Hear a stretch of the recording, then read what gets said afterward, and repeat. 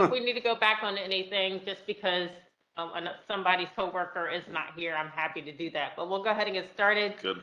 Becky, I will turn it over to you unless it's Coley doing the roll call. It is me. I was just reading off the paper. I like it. It's all good. It's all good. Paul Mello. Yippee. Here. On his Nope, way. there's Paul. That was well timed. It was. Paul is present. Rodney White. Here. Jacob Pastwick. Ahmed Ben Omar. Jamie Jackson. Here. I did. Thank you. Hassan Amin. Mike Craig. Alex Osiak. Here. Matthew Lehane. Here. Brian Council. Small group this. Nick Miner. Kimberly Wilson. Mike Bencham. Craig Pennington. Ivan Rucker. Amy Garbarini. Sierra Williams. Michelle Shropshire. Stephen Haynes. Here. Jim Ponticello. Dan Grinnell. Bob Schneider is online. Joe Stainsby. Steve Hoffner. And Nick Ruiz is online. Can the online people hear us? Yes. They Loud should. and clear. Great. Craig Reed. Kate Gibson. Lee Anderson. Great. Do we have online though? Yes, Matthew Reed is Right. online, as well as Linda Lasut. And already sent the other. And that will be presented first, that would be. just Great. so we know. Quorum is present. Call has been conducted. Okay, great. Thank you so much. Definitely appreciate you taking care of that for us, Coley. All right, we're on item number 3, which is the approval of the October 3rd Technical Advisory Committee agenda. So you have the agenda in front of you. Can I get a motion to approve? Motion to approve. All right, that was from Alex. Can I get a second? Second. Second is from Paul. Any discussion or any items need to be added? All right, all those in favor say aye. Aye. Any opposed? All right, we're going to move forward. Item 4 is the approval of the September 12th TAC meeting minutes. You've had those in your packet. They were distributed prior to the meeting. If anybody has any comments, unless they're administrative, those can be forwarded to staff. If not, can I get a motion to approve the minutes? Motion to approve. Paul for the motion to approve. Can I get a second? I'll second. All right. Alex on the second. Any discussion? All those in favor say aye. Aye. Any opposed? All right, thank you. I just want to actually bring up the fact I was thinking the other day, this is just me adding to commentary. If I ever mess up in the Robert's Rules of Order, which I know I have last meeting, please make sure that you call me out on that, because sometimes my mind is gone. So, and some of you may be a part of these meetings every day and don't know how the flow should actually go. And feel free to speak up. Sometimes it's a learning opportunity. And I did just want to bring that up because it's not always easy to kind of flow through these meetings, but I do want to make sure that we do it right just in case there's an issue or something controversial moving forward. So just wanted to bring that up because I always miss the discussion part. I keep it moving. So.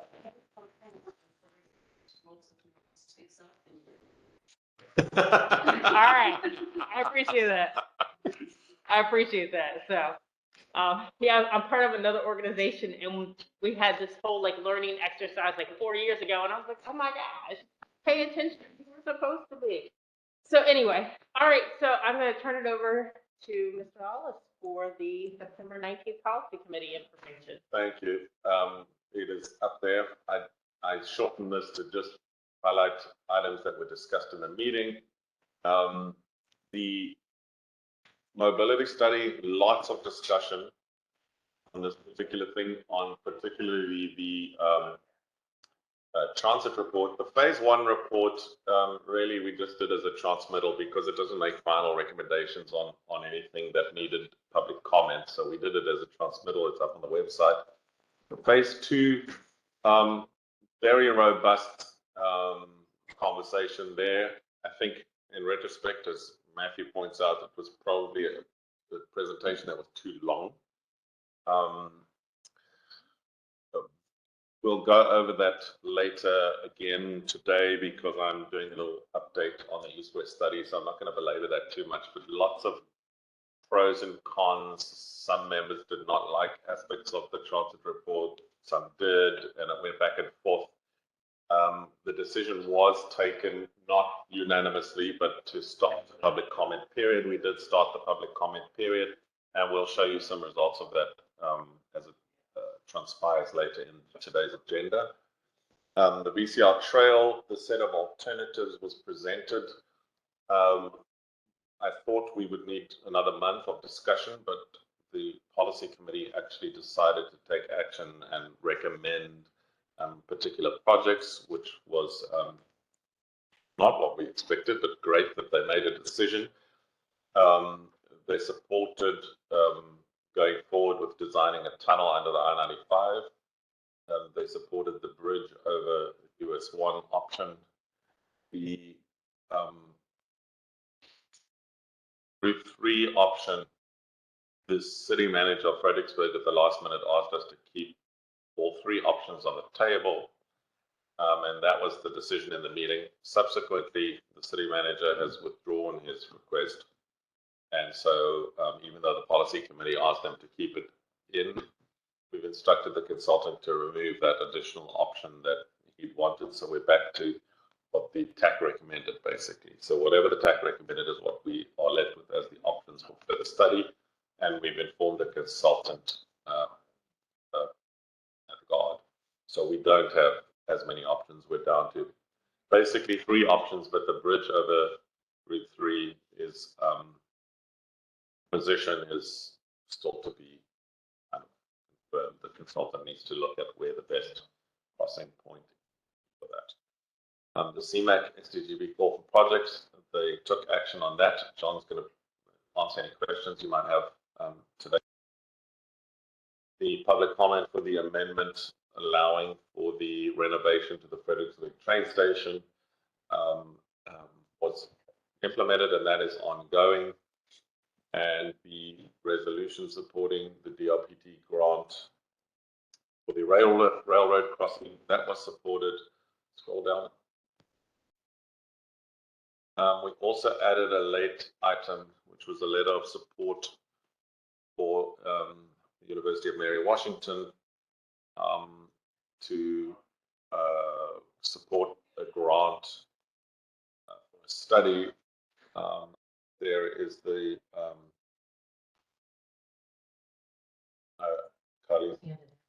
it was under the meeting, it's not there. Anyway, so the policy committee agreed to a letter of support to the University of Mary Washington, who together with three other universities is commencing a study, and they asked us to support them. We don't give them any funding, it's just a letter of support. So that's the policy committee agenda, Madam Chair. All right, thank you, sir. Any comments or questions regarding the policy committee meeting? All right, we are going to move to item number 6, which is public comment period. Comments and questions from members of the public are welcome at this time. Staff will also read comments submitted by the public prior to the meeting. There are no comments from staff. Are there any persons online that wish to speak at this time? All right, and then just a quick question for staff. Moving forward, since we are open to the public, do we allow public comments via the phone, or is it only in writing or in person moving forward? So we have been allowing it simply because we get so few public comments that if somebody takes the time in the middle of their day to go online and meet with us, we're quite happy to hear from them. Okay. But we don't belabor it. So if there's nobody available, we just move on. Okay, just wanted to double check to see if we're allowing that via phone. So thank you. All right, item number 7. These will be action items and discussion items. We've got several to go through, so we'll start with Mr. Redow for the FY 24-29 CMAC SDG announcement. Hopefully, it's Fredericksburg gets all the money. According to the score, yes. Thank you. That's too. You're too new to be that witty. So If you have an amazing project, Right. of course. no, go ahead, sir. Thank Give you all the you. money. Hopefully you have seen the email that's gone out announcing the FY 27 or FY 28 and 29 call for projects for the CMAC and STBG announcements.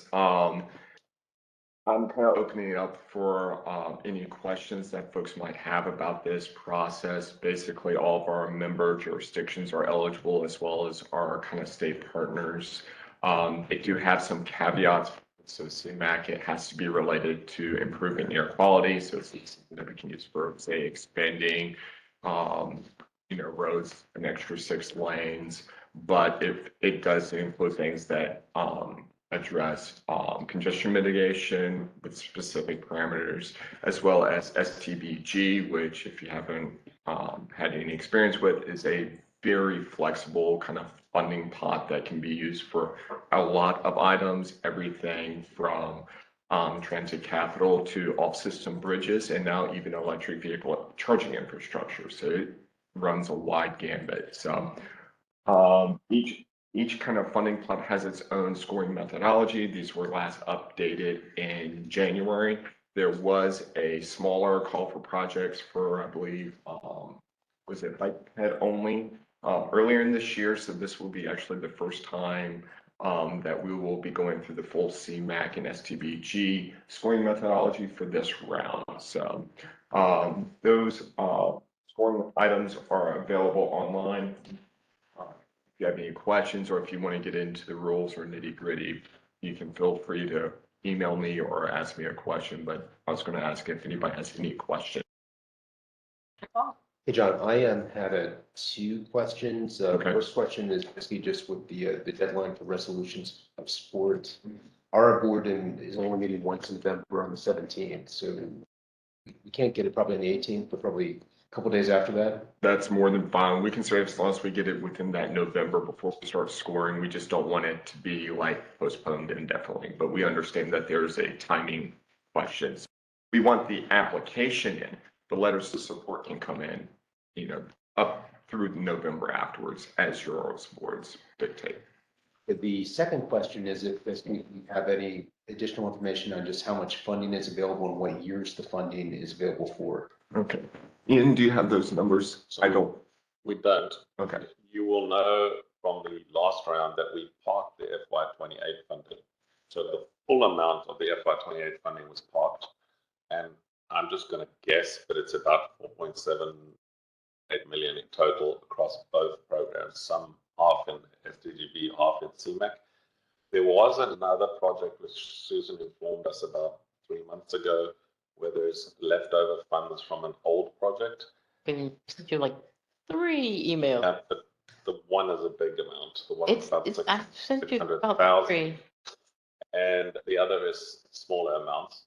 Then What I would suggest is we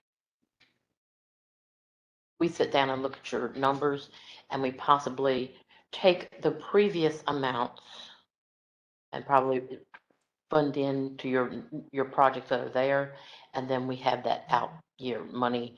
So it'll get put it in the outer years for you to allocate. yeah, So we'll work on that. yeah, we'll deal with that. The question though requires us to know how much is going to be available in the FY 29 allocation, and we don't know that. So, and Susan was. It's usually flat funded. I would just use as a flat funding from. Yeah, Susan will tell us that in I don't know. March, how April. much. So let's say that if it's a flat funding, it's 4.7, let's say, times 2 plus 650,000 that we've got left over from projects that were fully funded and completed and left some money on the table. So that'll give you a rough ballpark. I think it will be slightly higher than that because the FY 29, I don't think it's going to be flat. I think it's going to be slightly higher because the Infrastructure and Jobs Act. But you can see if you add those numbers up, we're talking around $10 million. It may be 10 and a half, who knows, but it's somewhere around that kind of range. So one follow-up question, would it be reasonable then to assume that any project submitted will likely not receive any funding if they're selected for 28? Yes, except for that leftover money that Susan's just talked about. Right. So the leftover money is Let's see. more immediately available. that could be reallocated. reallocated. It's gonna have to be reallocated, but the question comes down to is, then I have to start working with the time frame.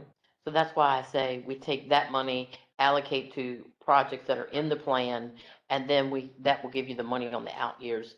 It'll give you more money, because it was, I wanna say it was almost 2 million that I've transferred into that account. Okay, Double check. I recollect the 600,000 one. The other two, I don't recollect the amounts. So Paul will tell you at the next meeting what the leftover funds are. So you'll know what that amount is. And you'll know, because you've got the CMAC SGB spreadsheet, you'll know what the 28 amount is exactly to the cent. The FY29 dollars is the amount we have to guess. Yeah, I think same thing. It'd be helpful just having an understanding of what year that extra money will be in. FY29. The extra money, the 650K. What years those will be available? We'll work with Susan to give you an actual list at the next meeting. And then potential options of how you would recommend it be. Well, see, it comes down to also Yeah. is I have to have that money obligated on projects by a certain date. Right. And because it has been unobligated off of other projects, that usually puts me in a, Got to be done quick. So what we'll probably have to do is fiddle, and we correct. do that every time. We try to make it as objective as possible, but there's always this messy business of trying to, make sure that we don't get it in the wrong year, cause VDOT trouble because we haven't spent money we were supposed to spend. So we will fix that. John and Susan and I will together too. I think Becky was involved in the last round too. So we'll get together. We'll fix it. We'll give you a table. Just this is how much there is. This is what year we have to spend it. Yeah, I would say, for Stafford County, we probably have some projects that would be more current years where we've seen some cost increases already on projects. So before you go through the exercise of pushing it all out to the out years, we might be able to take advantage. Yeah, that's my next question. I know VDOT and it has gone through and increased their estimates because of all the increase in everything. So I don't know if you want to have that same plan with the localities on their projects. You'll see in this agenda every month now, I put this item at the bottom, changes to cost estimates on AMPA projects, and now it's going to be locality projects as well. So I think we will present you the table of the money that's available and which year it's available in for the next meeting.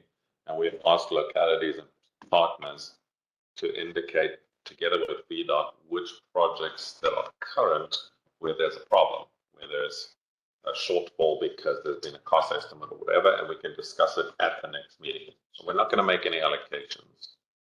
We're just going to give you the data, the money, the projects where there's a problem, etc. at the next meeting. But it relies on VDOT and the localities to tell us where there are problems. And we will only discuss it at the next meeting. So I'm not going to make deals with Alex or anybody else. Let's just put it on the table. We'll discuss it at the next meeting and we'll know what the appropriate thing is to do. Yeah, so I would just say, as they go through their process, and I'm sure they will, seeing, what's not only eligible, but kind of maybe where it ranks in the list, I would just ask all of us as localities to look at your project and tell us where it actually is going to be. Because one thing we don't want is, yes, you know you need money for your project, but if you know you still need an additional, after this dollar, $200,000 to start it, like give it to somebody who needs it. Or if it's a phase in your project you can do, like your first level of PE or something that gets you further, then okay.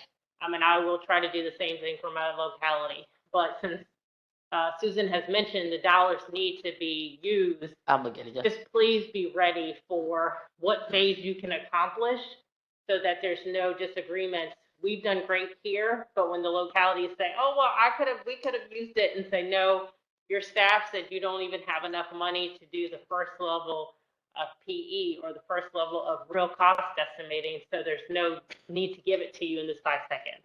So that's just my thoughts and opinions on it, but I would just say have a strategy, because you could have the top ranked project, but it'll tick everybody else off, specifically VDOT, that you can't actually use it.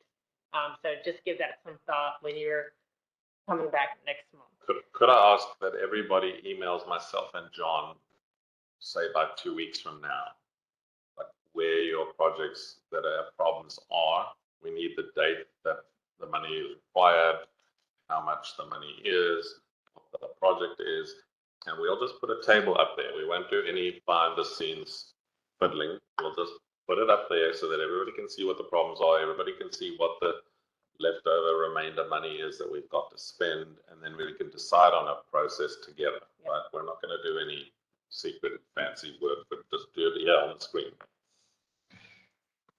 Oh, Madam Chair, just a suggestion, given that VDOT is administering most of the project, could VDOT actually just look at the cost estimates schedules and give any updates to the family? Yeah, I think that We're updating them now and they're getting ready to go to, the board that's now, the CTV board to be approved for and you'll see. possible, if it all depends on the projects, possible district funding.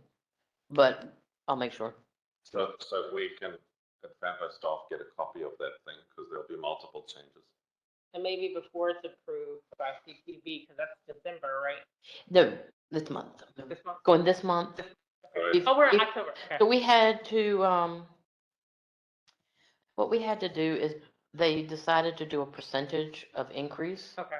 in estimates because of just everything across the board going up. Yeah. And what we were finding is when our bids came in, we weren't able to, allocate, we weren't able to send them, to award them because there was not enough money there. So, but the crazy part about it is we had 3 bids that came in, this last time, and they came in right on money. So I don't know. We're gonna continue down this one road. That's where the chief engineer has said he wants us to go, so we're gonna continue that road. But we don't know. It seems to be doing this number. You never know, we might get this tunnel under the I-95 after all. And we're gonna use Susan's tax money specifically to build it. Don't worry. Even walk away. I just have this one thing to say. I have 30 years in and I can retire at any time. So this right here has gotten a lot looser than it was before. Susan, I'm just pulling your socks. So, yep, and I pay a lot of tax money to people and They will find a way to bring you back. Susan, we're just teasing you. All right, Paul, any other questions? That was it, thank you. All right, thanks, sir. John, anything else for the group? No, I have nothing else to report. All right, draft Vision 2100 update. Thank you, Madam Chair. So if you look at the slides there, what we're doing is not wanting to present, I think after the last policy committee meeting, I've kind of realized that we need to develop things together with the TAC and together with the policy committee, meaning bite-sized chunks at a time, right? So what I'm doing here is giving you a chunk. This is not the final vision for FAMPO. This is some outline, an outline of where we want to go. And we want you to give us your input and we'll tweak it. And then we'll build the outline into a longer document. And then again, we'll ask for your input. We'll ask for the policy committee input. So that by the time we present the final thing, there are no surprises. You already know what's in it, right? So this is first stop. You'll remember we did the survey. We've got the survey results. We are now putting it into a kind of structure. So we would like to use the idea of Vision 2100, and that's the year, the calendar year. And the reason we're doing that is a very specific one. And that is we don't want to look at the very near term. Because if we're going to solve some big regional problems, you're not going to fix them in the next 10 years. There's going to have to be a longer time period. And also, the longer you look into the future, we think the more likely it is that the localities, politicians, the public will be able to be a little bit more inspirational rather than like, no, we're not ever going to do this, right? So we want to stretch the time period a little further into the future so that people might be a little more positive and be able to believe a little bit more that we can tackle some of these bigger projects. And we all know that there's a problem with some locations, some roadways that are going to need a bigger intervention. We all know Route 3, we've exhausted a lot of the small fixes. That's one example, right? A bigger fix is going to be needed. And I can't tell you what the bigger fix is going to need to be because it's still a matter for discussion. We still have studies, we still have things going on. But if we always look at, oh, we've only got $2 million in total for the whole region, and that's the limit of what we can anticipate in the future, we're never going to dig out of the situation we're in. So that's why Vision 2100, we're trying to think a little further into the future than normal, a little beyond the 2050 LRTP, where we could conceivably think that there might be a time we'll get a little extra money. Broward County, that is a completely different environment to us, did a similar thing. They looked at their vision for 2100 and said, let's look for that far out. And then they were able to build in some bigger projects, but they're giving themselves 70, 80 years to actually construct them. So that gives you the chance to build in some larger projects. So that's the point. And this is just draft stuff. So feel free to argue with me or change what we've done, but this is just the first shot. So the survey results produced a list of transportation network issues and land use characteristics of concern. And these are things that were mentioned in the survey, right? Severe congestion is an issue, accessibility, there are issues, long commutes for some people, low density development and urban sprawl, limited resources, funding issues, infrequent local transit, access challenges for transit commuting options, future reduction in gas tax funding, significant freight delay times, limited active transportation infrastructure, and a fast growing regional population. Those are some of the things we know are characteristic of our region, and they were illustrated again in the survey. So what is our vision? We've tried to put some words together. We're wordsmithing, and the staff workshop this last week again. And this is the kind of thing we're thinking. Again, this is just a first draft look at the problem. Our vision for 2100 is to develop a robust, efficient, safe, and sustainable multimodal transportation system for local residents and businesses, as well as pass-through traffic that increases mobility and connectivity and promotes economic vitality and livable communities by the end of the century, by 2100. So that's our first shot at what we think we should be aiming for. I'm sorry that bottom chart is a little blurry because of the size of the font, but we're going to produce this in a long form document, so you'll get it as a long form. But why FAMPO exists, these are the actual answers we got in the survey. Regional collaboration, transportation planning, information dissemination, citizen representation to fund projects, government requirements, lifestyle improvements, equity and accessibility, multimodal transportation, economic growth, environmental impacts, and rural localities. Those were the things that people said are important and what FAMPO should be doing. So then we looked at a list of objectives, and these are not, the perfect list of objectives. This is us as a staff saying these are what we think we should aim for. Please feel free to suggest one to us that we haven't thought of, or if you really object to one of them, we can take it out. It's not a concrete thing, it's our proposal. Objective 1, to improve the efficiency of the transportation network, increasing the mobility of various transportation options, including promoting active transportation and livable communities to mitigate congestion. That's a mouthful. We can shorten that because we talk about livable communities, for example, later on. But the kinds of things we think should be included here that we should do: conduct studies to identify bottlenecks, to identifying and funding appropriate roadway and intersection upgrades. These are all things that we do. New transit routes, methods of increasing the average speed and capacity of transit operations, identify active transportation network gaps, fund the infrastructure connected to that, promote and encourage the development of walkable communities, promote and encourage the development of transit-oriented development, discourage stall development. Objective 2, we aim to increase equitable and inclusive access to jobs, education, commerce, entertainment, and recreation. Those are the kinds of things that people travel for. Why do we travel? Well, we need a job, we need education, we want commerce to develop entertainment and recreation. This will include investigating and investing in new or improved transit routes, investigating better local roadway and transit connections across and around physical barriers, such as the I-95, the Rappahannock River, and the rail lines. You'll see there that might cause some people to smile a little bit, but the I-95, while it is very good moving people north to south and moving people through our region, it can also be a physical barrier, because if you want to move across the I-95, there are only so many places you can cross. So while it's a great piece of infrastructure, it can also be a barrier. The river, the beautiful, has got so many natural amenities, but it can be a barrier.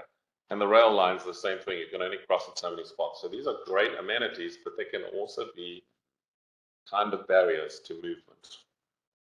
Investigating and investing in shared use paths, bike lanes, sidewalks, investigating a role for microtransit. I feel that I didn't take microtransit seriously enough a year ago when we talked about this topic, and maybe we do need to think about this more seriously, because Carrie has pointed out to me that microtransit doesn't have to be scheduled. It can be on demand in rural localities where it's more efficient to have it on demand, where you don't have the need for a scheduled service, and microtransit on demand works, right? So that's, for me, something that I've had to personally rethink. So maybe we do need to rethink the role of microtransit. I don't know the answer. I just know that maybe I was too quick to dismiss it. Investigating improved connections between the high-density urban areas and activity centers. Objective 3, we aim to increase economic vitality, facilitate new business opportunities, spark tourism, and strengthen the tax revenue base for local jurisdictions by improving the efficiency of the transportation system. So we're supposed to now, by federal legislation and new federal legislation, start to think more about how transportation integrates into the structures, the built form, the land use around us, and not just, hey, we need a road to move lots of cars, but how does that integrate with these other things? So we could conceivably help the tax revenue base if we facilitate transportation systems that bring new businesses to the area.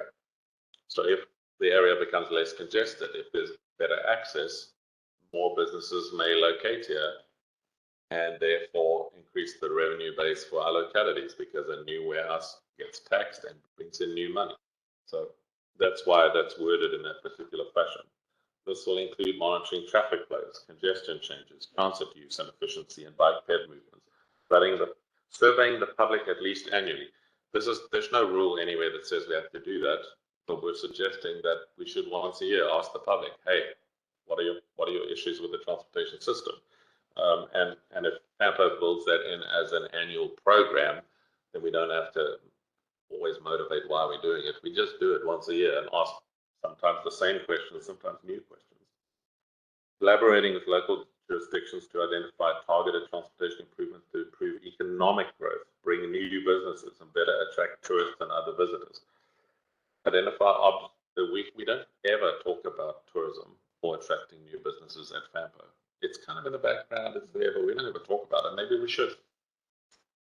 Identify obstacles to efficient freight movements and investing in improvements to the system. The Freight Summit was just our very first chance to say, hey, we're here to the freight industry, and let's see if we can talk to them some more. Encourage the development of local jobs, optimizing the local transportation network to support them. Objective 4, promote livable communities. Here's where the livable communities comes in. Environmental indicators need to be monitored, promoting healthy lifestyle transportation choices, encouraging collaboration between housing and transportation projects and entities to integrate land use and transportation planning for the region. This will include coordinating housing and transportation developments across localities, transportation operators, and housing and planning authorities. We don't actually do all of those things. We don't build housing, we don't do zoning, but we should monitor what's going on. The IIJA requires us to somehow integrate these matters. We don't know how, but we're supposed to try to integrate them. Promoting walkable and bikeable communities, promoting transit-oriented development again, supporting the construction and promotion of shared use paths, etc.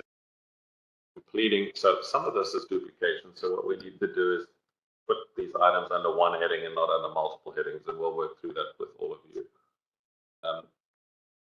Leading air quality, conformity and requirements, encouraging public involvement in the transportation planning process, identifying environmental concerns that may affect the transportation system, such as localized flooding. We've had that in Stafford. Poor soils, unstable slopes, or hazardous pollutants. The city of Fredericksburg points out that where they store the freight trucks, freight cars, has hazardous chemicals close to residential communities. You understand that. 5, this is a very short one, improve safety across all modes. So monitor crash rates, etc. Encourage commitment towards 0 serious accidents or fatalities in the region. That's what that smart Safe Streets for All grant is all about. Developing a safety action plan. Identifying funding for safety and access improvements with special emphasis on vulnerable road users, especially those with reduced or impaired mobility or sensory capability. Seeking funding for increased ADA compliance throughout the network. Objective 6, expanding funding opportunities for the regional transportation system by maximizing currently available funding and identifying new funding sources. This is something which I'd like us to develop. Finding new funding and then maximizing the use of the funding that we know about. So fully utilizing the current sources, identifying additional local, state, and federal grants, identifying and exploring any potential tax income that could be brought into the system, particularly as a gas tax contribution to. So this is something we could explore, right? And we'll see how the policy committee reacts to that. What other funding sources could we look at in the future? And then 7, retain and fund institutional resources and necessary staff to implement the vision.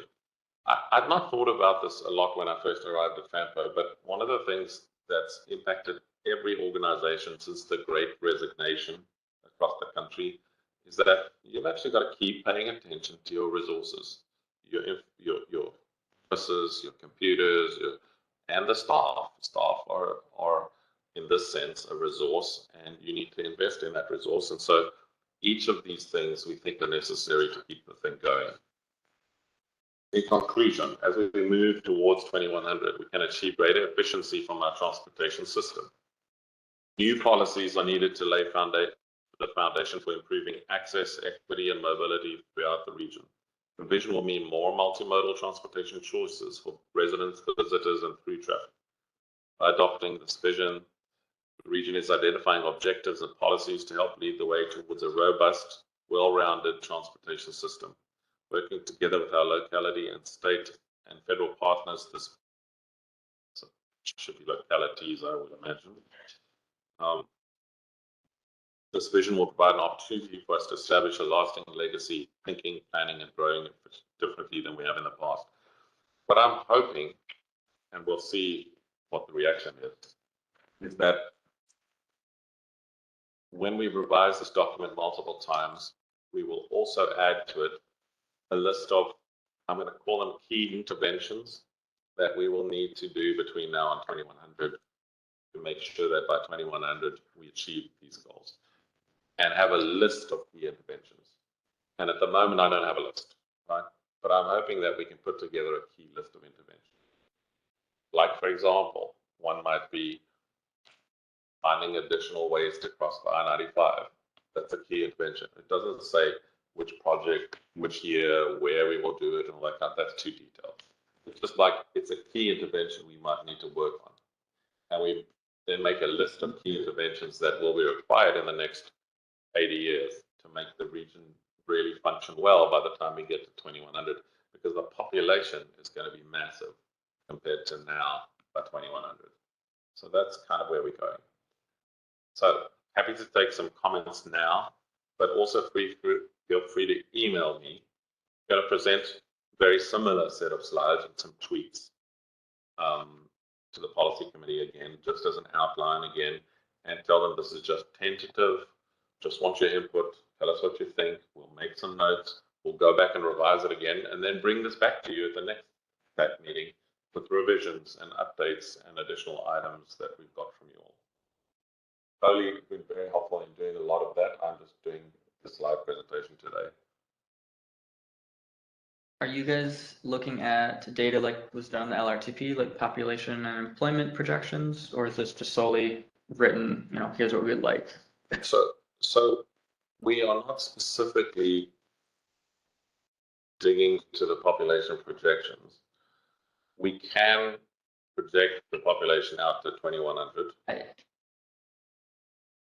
But we're thinking here in terms of long-term vision and what we want to achieve as overall principles, other than getting into, oh, this particular road is going to be congested. So we're not going to get into project level stuff at all. And where I'm going with that is just, you can say population is going to be, a lot of people by 2100. Where do those people live? Where do they fit in? So each, Stafford has growth areas, Spotsylvania has. So some background info.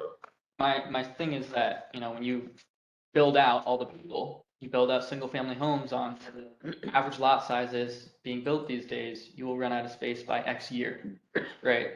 So trying to mold that into this document as well, say, hey, you need to look at land use. That might be a way to look at it as well. We can certainly put background population data into the document, but we're not going to get into individual roadway level stuff. This is a vision document. It's not a we're going to fix this particular road. Right at the very end, I'm suggesting that we just put major interventions in a generalized fashion. Just like I said as the example, we need to find one or two more ways to cross over the I-95. It doesn't get into where or how many cars or whatever. It just is a broad brushstroke that FAMPO thinks is going to be a priority over the next 80 years, but it's not the project level stuff. It's just the broad brushstrokes. Like, for example, we might say we want more trains. It's not going to get into anything other than that. It's just going to say we want more trains, for example. I mean, that's a very... Hey, Ian, this is Nick online. Nick. Can you hear me? We can. Awesome. Yeah, so I guess my question is 2100, was that yours chosen just because it's a nice round number? Sorry, I missed you there. Can you speak a little louder or closer to your mic? I think you said was that. Yeah. I'm saying that the year 2100, Yes. what is the purpose for that year? I'm just curious. Yes, I picked it because it's the end of the century. And it's long enough into the future that people can be a little bit more positive than dealing with the crisis of today. Okay, because my concern is that 2100 might be, even for a longer term, very high level vision document, might be a little bit too far in the future. And I know that you're trying to thread the needle between the long range plan and something else, and maybe something more like 2060 or something like that, because at least you would capture somebody's lifetime, in that time horizon. I feel like 2100 might be a little bit too nebulous for people to really kind of take ownership of the vision statement.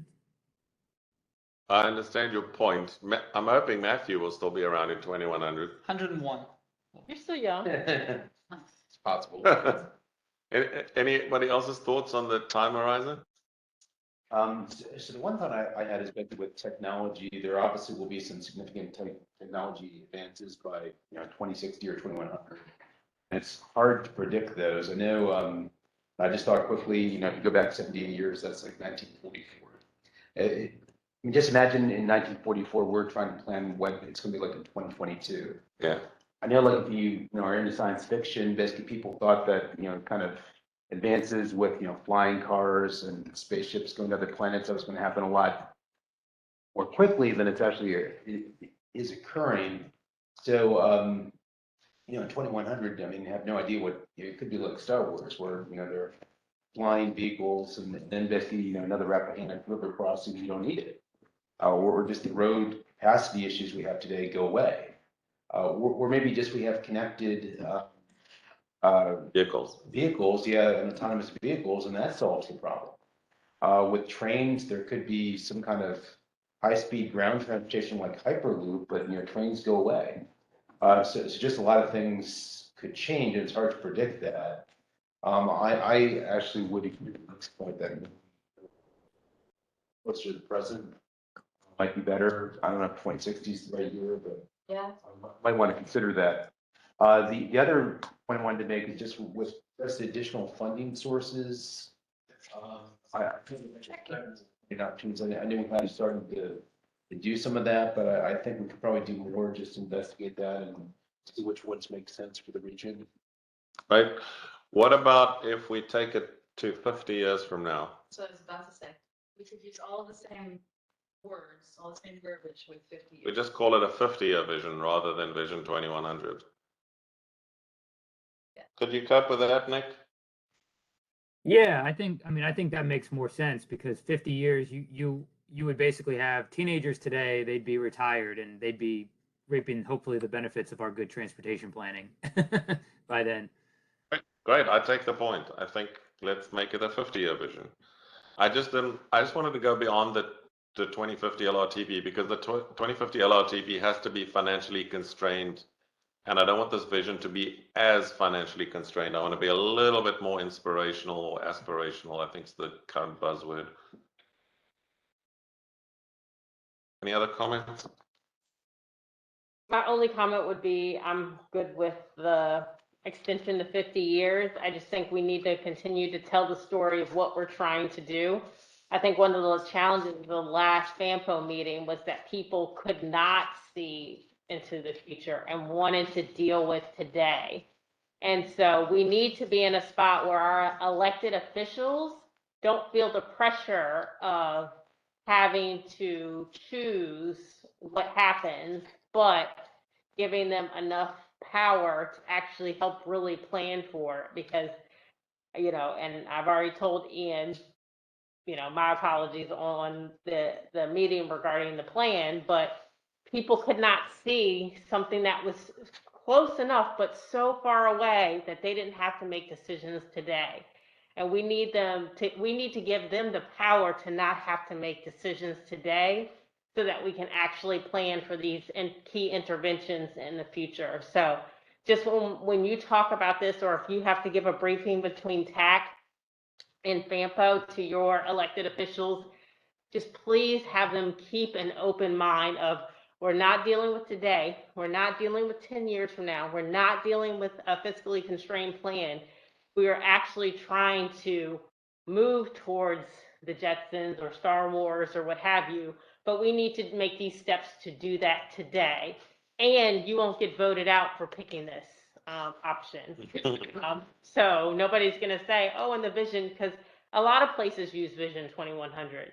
So we just need to make sure that we empower them, that they don't feel like they have to be against something that is so far away that it's not really something that we'll see. I mean, I'll be alive because my grandpa's 95, but that we'll see, or somebody will see in the future, that we don't prevent our children or our children's children from actually having a good future because we're trying to take a stand on issues that aren't there yet. But the key interventions allow us to deal with those issues. So that's my little soapbox.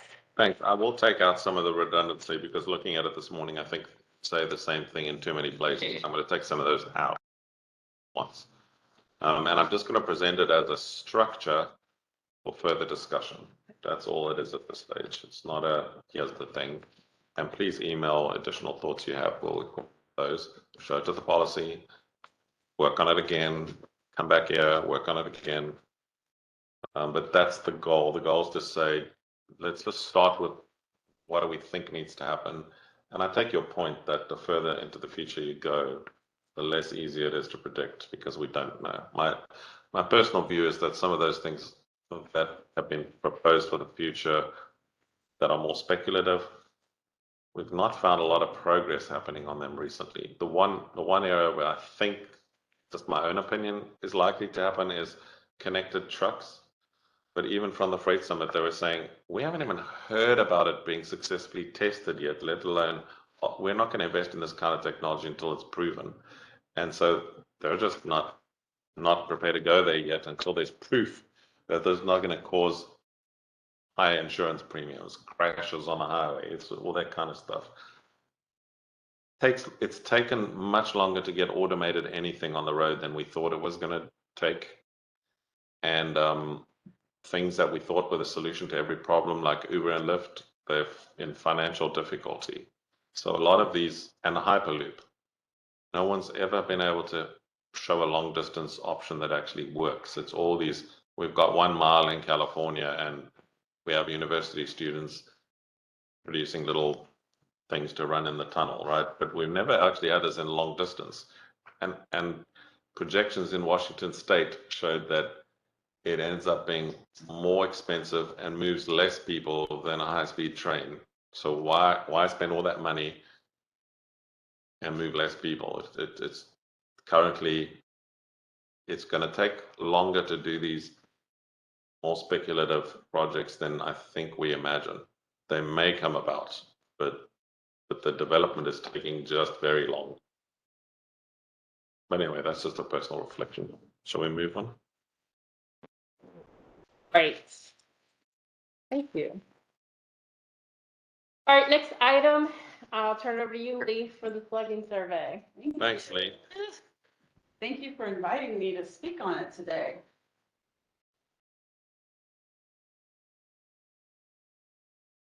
Good morning, everyone. I'm Lee Anderson with GWI Connect, and I love speaking to groups like this because I can go through the first slides faster. So what is GWI Connect? We're the TDM agency for Planning District 16.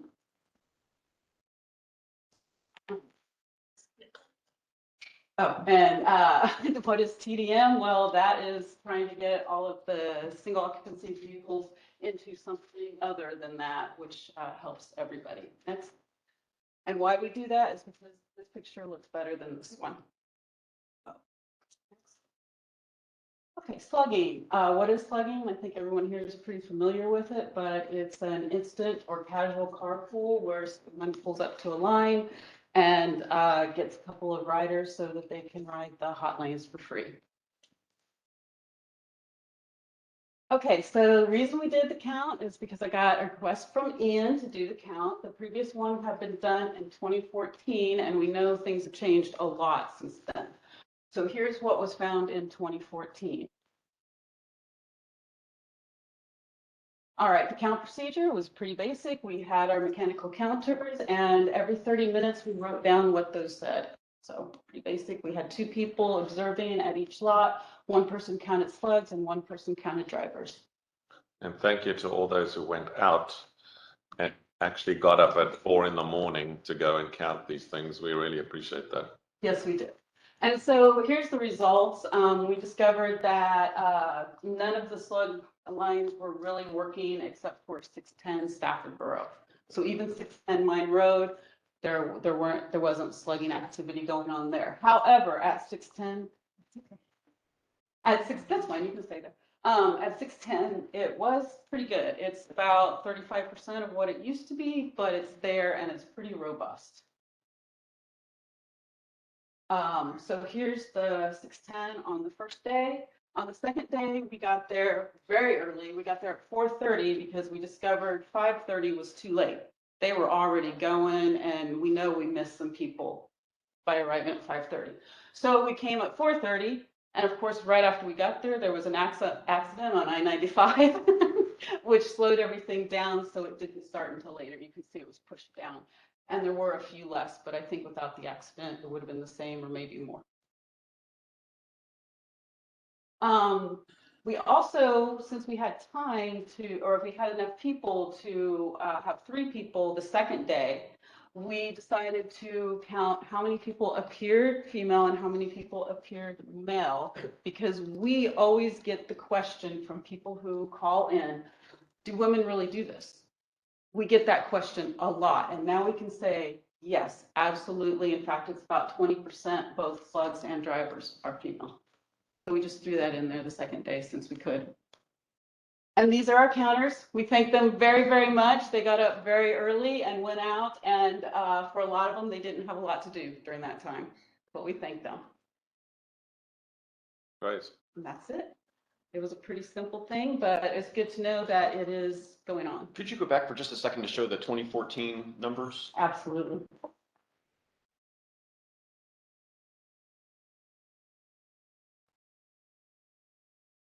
I mean, Yeah. 1,200 people up there at the 610 lot for slugging. I mean, we're recognizing, of course, those are in cars, but 820 or so folks standing around out there. Now, I will say that when It's this always was been that taken, there were no OmniRide buses. And Okay. the OmniRide buses were full. We did observe them. We could see them from where we were at, and every bus that went out of there was full. So that's where a lot of these have gone. They haven't That's gone. why I never kicked off on 6:30, because the buses were not going down. They weren't picking up on 6:30 at the time. Right, and when this was, So It I was remember, because I remember when this all slugging Yeah. was. And no buses were on 6:30, were picking up on 6:30. It was strictly, you parked and you, did fan pools. And a lot of the people depended upon a bus at the time. yes, so that is true. Without a bus, you're not going to have as Yeah. at least confident in Right. slugging because And that's what They can't happened get on the- 6:30 at the time. in case there's not someone pick them up at the other end. And plus 630 has the added thing against it that at the Pentagon, there is not a sign for 630 to come home. So two other things that are going on, which we need to obviously, you all know this, but I mean, first one is that we saw the figures published, so last week or the week before, that Washington DC metro area is the area in the United States that has the highest number of people who've shifted to teleworking of any metro area in the entire country.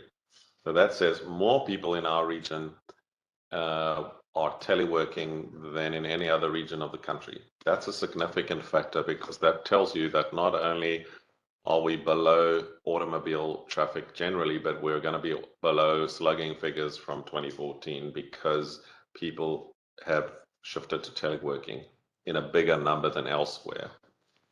The second thing is that looking into the future, we're getting all these additional commuter bus routes that will come into being. I'm not sure what year. I think DLPT did send us an email, and I've just forgotten what the years were, but they planned these for the next kind of 3 years, that these new commuter routes, presumably run by OmniRide, are going to start up as well. And Paul's working very hard on the Route 3 one that wasn't funded initially, but hopefully will get funded soon. You add those additional commuter buses, and I guess it's going to dent the slugging potential significantly as well. So it's going to shift. And remember, we had, was it Mart's bus? Don't know how you say that name. Bus was in operation in 2014. Yeah, and they've now gone. So that's another complete change in our region where OmniRide hasn't taken up the slack of Mart's bus, but has definitely taken from particularly one or two of those locations the slugging ridership that has shifted. Correct. And the Marks bus went to not 630, but they went to 17. Right. And Route 3 and 208. So that gave somebody a way to get home. But even though they've gone, they've removed from the equation at those slugging locations, nobody's taking slugging. Well, yeah, what we're saying is without a bus there as a backup, people are less inclined To take slugging. So Slugging. the slugging is, I mean, it's still getting Do they? almost 300 people off the road every day. And that's, I mean, that's significant given everything that's happened in the last 2 years. So I'm assuming they used to offer that if you get up there and you need to come home earlier. Yes, They yes, still you're right. offer that? Mhm. In fact, they've increased it. It used to be you got 2 rides home and now I think it's 2. I'll have to check. It was 5 the last time, but they change it occasionally. Is that the guaranteed ride home program? Mm-hmm.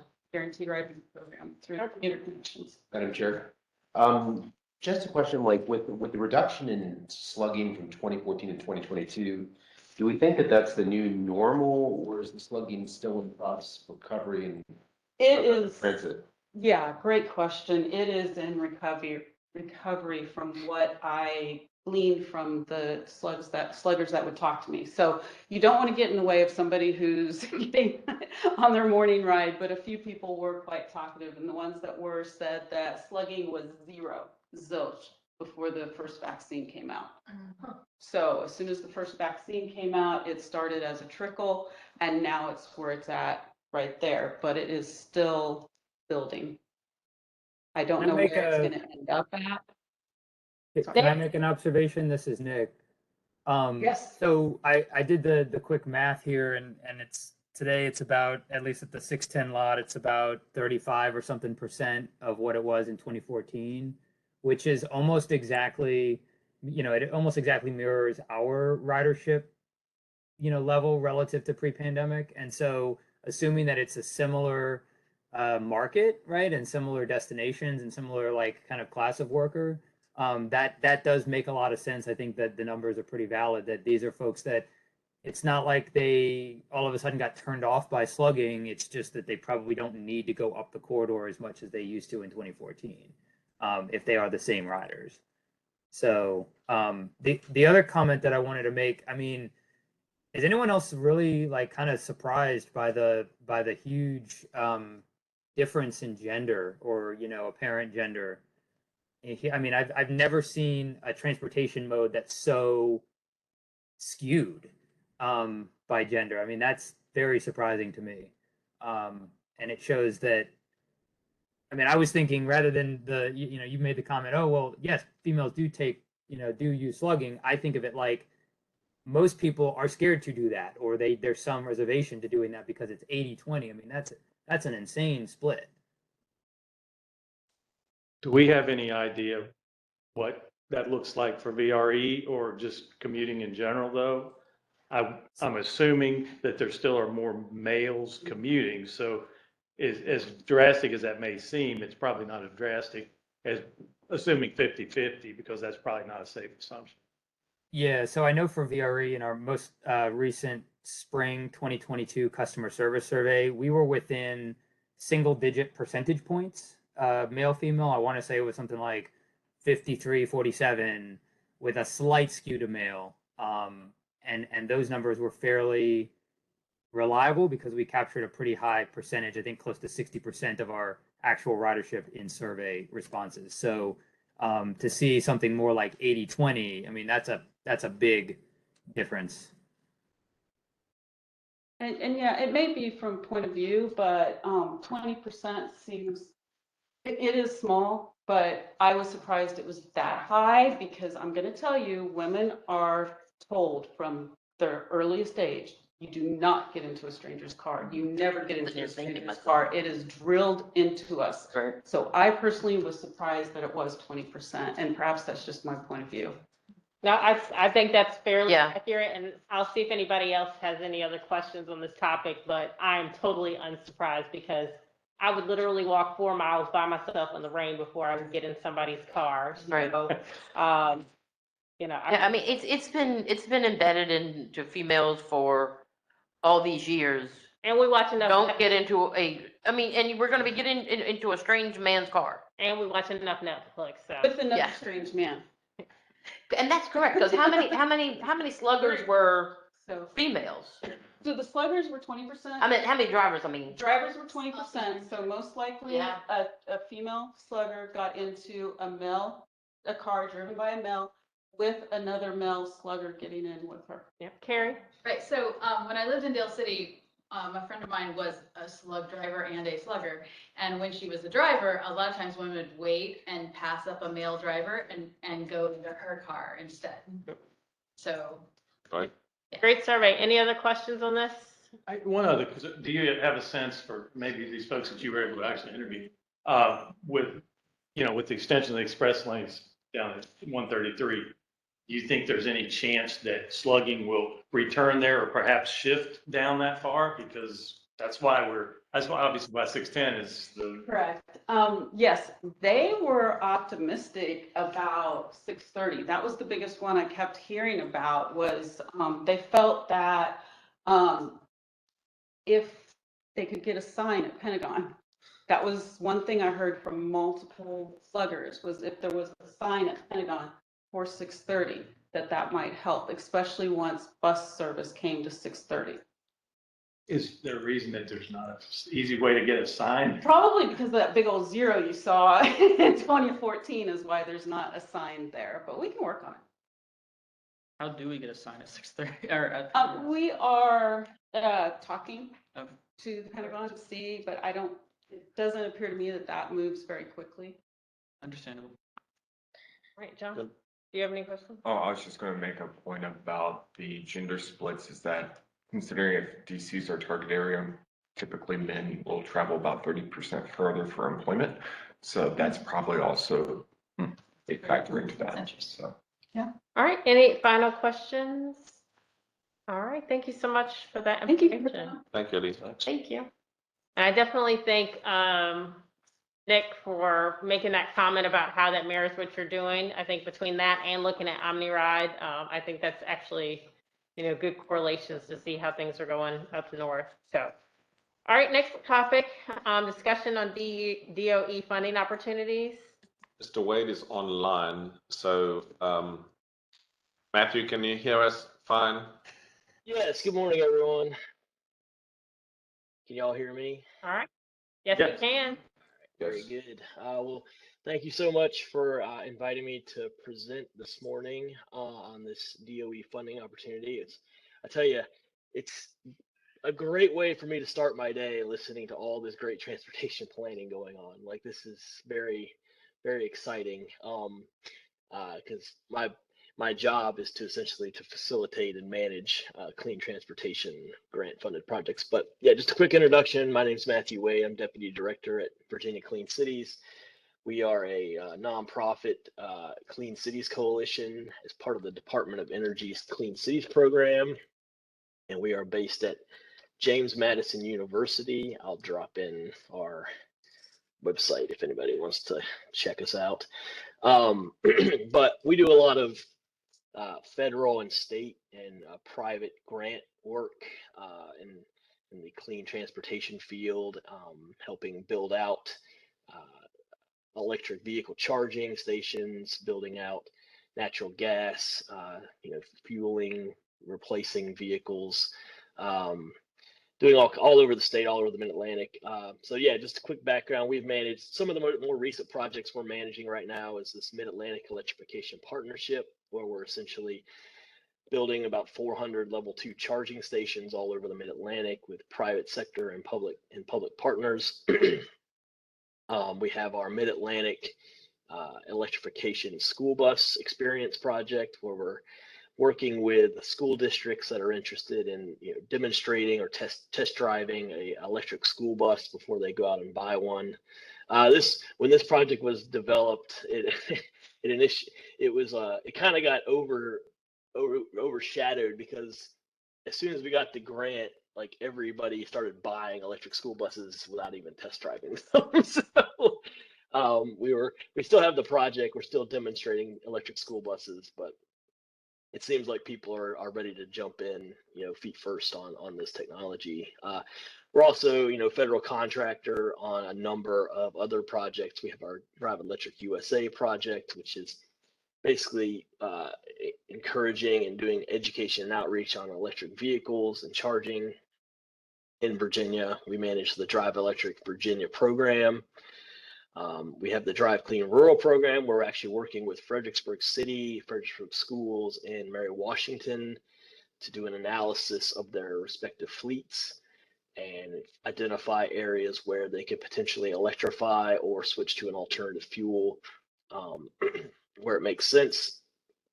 And then we're also going to have a demonstration workshop on October 27th in Fredericksburg, where we'll have some electric vehicles and propane transit buses on site and some subject matter experts to discuss this technology. So And then the Rural Reimagine project, this is the most recent project that we've engaged with, is essentially a $4 million federal program to get electric vehicles and charging stations in Appalachia. So finding communities, finding businesses that want to partner to put in this technology and demonstrate, electric vehicles, electric trucks. We also have a National Fire Protection Association project, which is doing a Ready for EVs workshop series.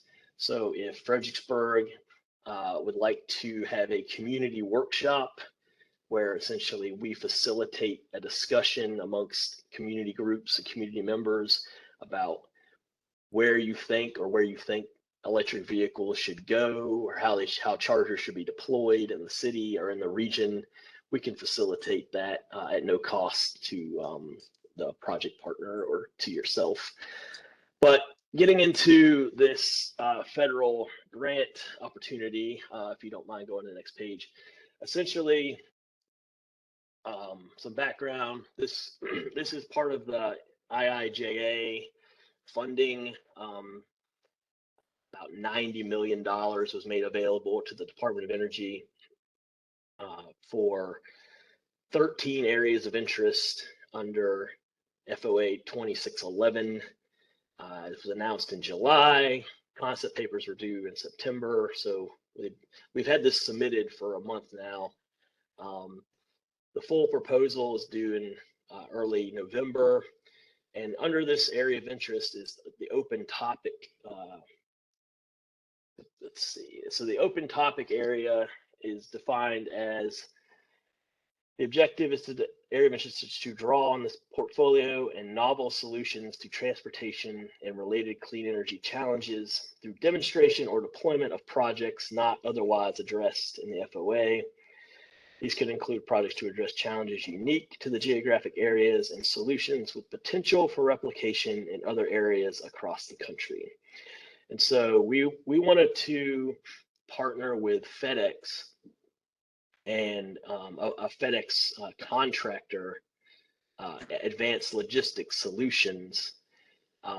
He has about 10 gasoline-powered FedEx trucks, and he has recently purchased or is leasing a distribution facility in Fredericksburg, and he basically wants to upgrade it to serve electric trucks. He wants to buy some electric delivery trucks, and by doing so, we can demonstrate how feasible this technology is in a urban, suburban, rural area, because Fredericksburg kind of has a good mix of different demographic, different land use cases.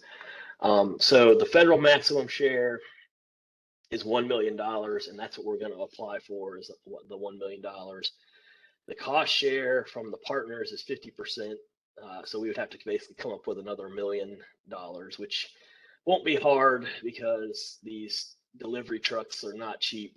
So, coming up with that extra million is not going to be too challenging. And then the DOE expects to make 8 to 10 awards from this area of interest. And okay, next slide, please. And so why we chose this area of interest. So there's been a lot of interest in last mile delivery and electrifying last mile delivery. I believe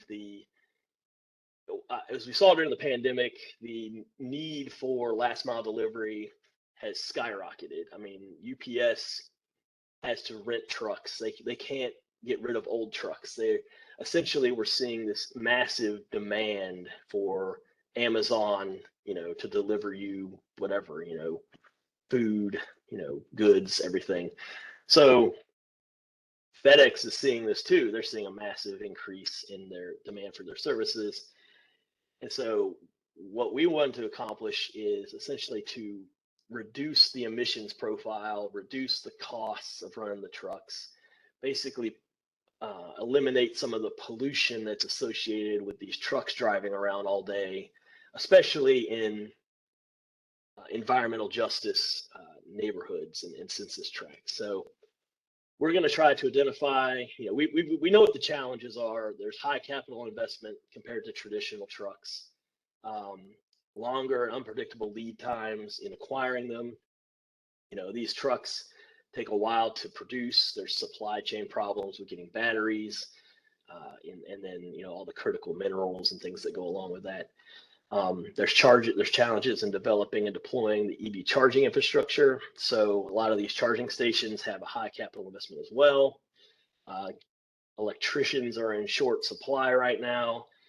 We have a number of projects where costs of installing chargers have risen dramatically just because the demand for electricians has gotten so high. And then updating or upgrading existing electrical service at the site that we have chosen. We would have to have that proposal and scoped out by the vendor and the utility. But there are benefits, obviously, lower costs to run electric vehicles compared to gas vehicles. I own two electric vehicles. I can tell you, there's no maintenance. Costs about $1 a gallon equivalent because of Virginia's electricity is so cheap, and it's regulated and it never changes essentially. So the cost savings are there in the operations of the vehicles. And then the significant reduction in vehicle emissions. These trucks drive around all day. They're very high mileage. They're producing lots of emissions, and they're doing it in urban areas and in residential areas. Like, you're pumping out some of the most toxic emissions that we can breathe in communities with children, with families, and so eliminating those harmful effects. So thank you. And Mr. Wade, this is Jamie. Just want to let you know you've got about 5 minutes left in your presentation time. Oh, okay, yeah, I could scoot through this pretty quick. So obviously we know those. I just mentioned all these challenges, so basically what we're trying to do is deploy these vehicles, deploy these chargers, run the vehicles on their routes, and do a use case study with Argonne National Laboratory, and basically develop a replicable model for other independent contractors to utilize. So FedEx uses an independent contractor model. We want them to be able to take that model once we develop it and deploy it all over the country. So you can go to the next slide. Yeah, so this would be a pilot demonstration, testing out the equipment, evaluating any additional costs of adding, electric vans to your fleet, doing an environmental analysis, so quantifying the emissions reduction. So we can do that through the reduction in gasoline, reduce the reduction in oil being consumed. Information exchange, preparing a report, and that's where this report comes in. Preparing a report on the performance and the best practices that we'll adopt. So next slide. Expected impacts. This roadmap, reducing the range anxiety for electric van drivers. That's another thing. It's like, hey, here's a van. You're used to driving a gas van. Let's get you used to driving this electric van, different technology, different performance. We want people in these EJ 40 areas to see these vehicles, to touch them, to talk to the drivers. We want them to experience these vans. Like, we want them to know that they're operating in their neighborhoods, so they have a better understanding of electric vehicle technology. We want to look at how these batteries perform in adverse weather conditions, whether it's a blizzard, whether it's a high temperature 100-degree day, and then there might be possibilities actually to add more renewable electricity generation to this, like adding solar to this building, so it has the knock-on effect of, or the bonus of, getting clean zero emission electricity to power zero emission vehicles. So and then going next slide, please. And so what is the ask? I reached out to Ian a while back and was basically pitched him on this idea of Fredericksburg Metropolitan Planning Organization joining as a no cost stakeholder. We have, Advanced Logistics Systems, Dominion Energy, FedEx, VCC. Those would be cost share partners who would be contributing financial resources. And on the letter of commitment, meaning you're not providing any financial resources, the Department of Virginia Energy, Shift Group, Randy Marion, those will be providing the vehicles and the equipment. And then Fredericksburg Metropolitan Planning Authority or organization. The ask is, would you want to partner to help kind of be our community assistance planning resource? Like, I am from Harrisonburg. I don't have a full network of people in Fredericksburg. Would you be willing to help me connect with groups in Fredericksburg, whether they're EJ40 groups, whether they're business groups that would want to see these vehicles and, test them out?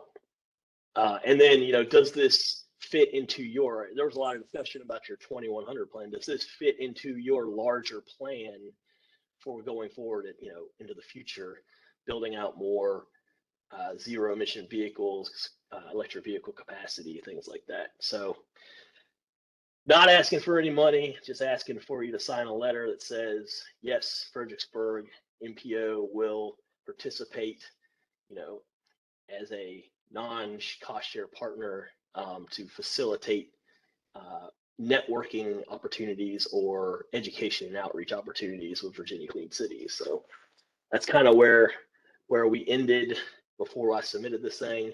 What's interesting is that this week we should actually hear back if our concept paper was accepted, and we're invited to participate or to submit a full proposal. So perfect timing, really, to have this call.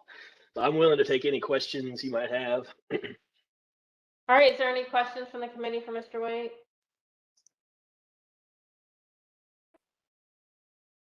I mean, the question I have is to the TAC, not to Mr. Wade. Do we think we want to support an initiative like this or not? I don't have a strong feeling about it. The issue is that I don't have a problem with asking the policy committee to give a letter of support. It sounds like we would, if I'm correct, need to assist with networking, connect this project with EJ communities and that kind of thing. All right, any comments on that from members of the committee? I've got comments, but I guess my main comment would be, how much of this study is going to be taking place in this area? I guess that's kind of what I'm looking for. I'm sure what kind of questions we'll get from policy committee. How's this going to benefit the Fredericksburg area? Mr. Wade? That's a good question. That's something we'll have to figure out in the proposal. How does this study benefit the larger Fredericksburg area? Well, does it fit into your 2100 plan to deploy more clean transportation solutions? If we can develop a case study or a model for deploying last mile electric vehicles for delivery, then that's a resource that you can provide other independent contractor delivery drivers in your community. So it's building knowledge to help future deployment of this clean technology. All right, there's also going to be opportunities. I would say there's also opportunities for the community colleges to get involved, for training, job training, for people to have a pipeline to become independent contractors with FedEx. If they see these vehicles, maybe they're more interested in driving an electric truck than they are in driving a diesel or gas truck. Yeah. I think if you want us to request the policy committee to give you a letter of support, I think you need to be able to answer that question. And I think that you need to be able to answer that question in your slides. In other words, you need a slide which indicates, thought about this question and here's what we think the answer is. All right, any other comments from the committee? Yeah, that would be my comment. I do appreciate the presentation. I wish there was a lot more to it. I do feel that the information you provided, if you're going to ask for a letter of support, I think it's important that you tell us how it fits into whatever you read on the FAMPO's website, as opposed to us telling you. Because I think that's part of the due diligence process that people are going to ask us. So that would just be my recommendation. I agree with the more prominent point is what Alex said. As you know, I've seen y'all's work and your organization's work, and I think it's great. But again, we have to be able to tell folks, because all I could think of is this is a great a letter of endorsement for me would sound better coming from the Fredericksburg Chamber based on your presentation, which was more private sector focused than it would be coming from FAMPO. I just didn't see where it actually was a fit. Not saying that this committee can't support it or can't refer it to FAMPO, or maybe we just say, hey, add that component of how it impacts the Fredericksburg region to FAMPO. But I do think that this was a good economic development tool for a chamber of commerce, and for what FAMPO does, I didn't see it as much of a fit. But again, that was just my reaction based on the presentation.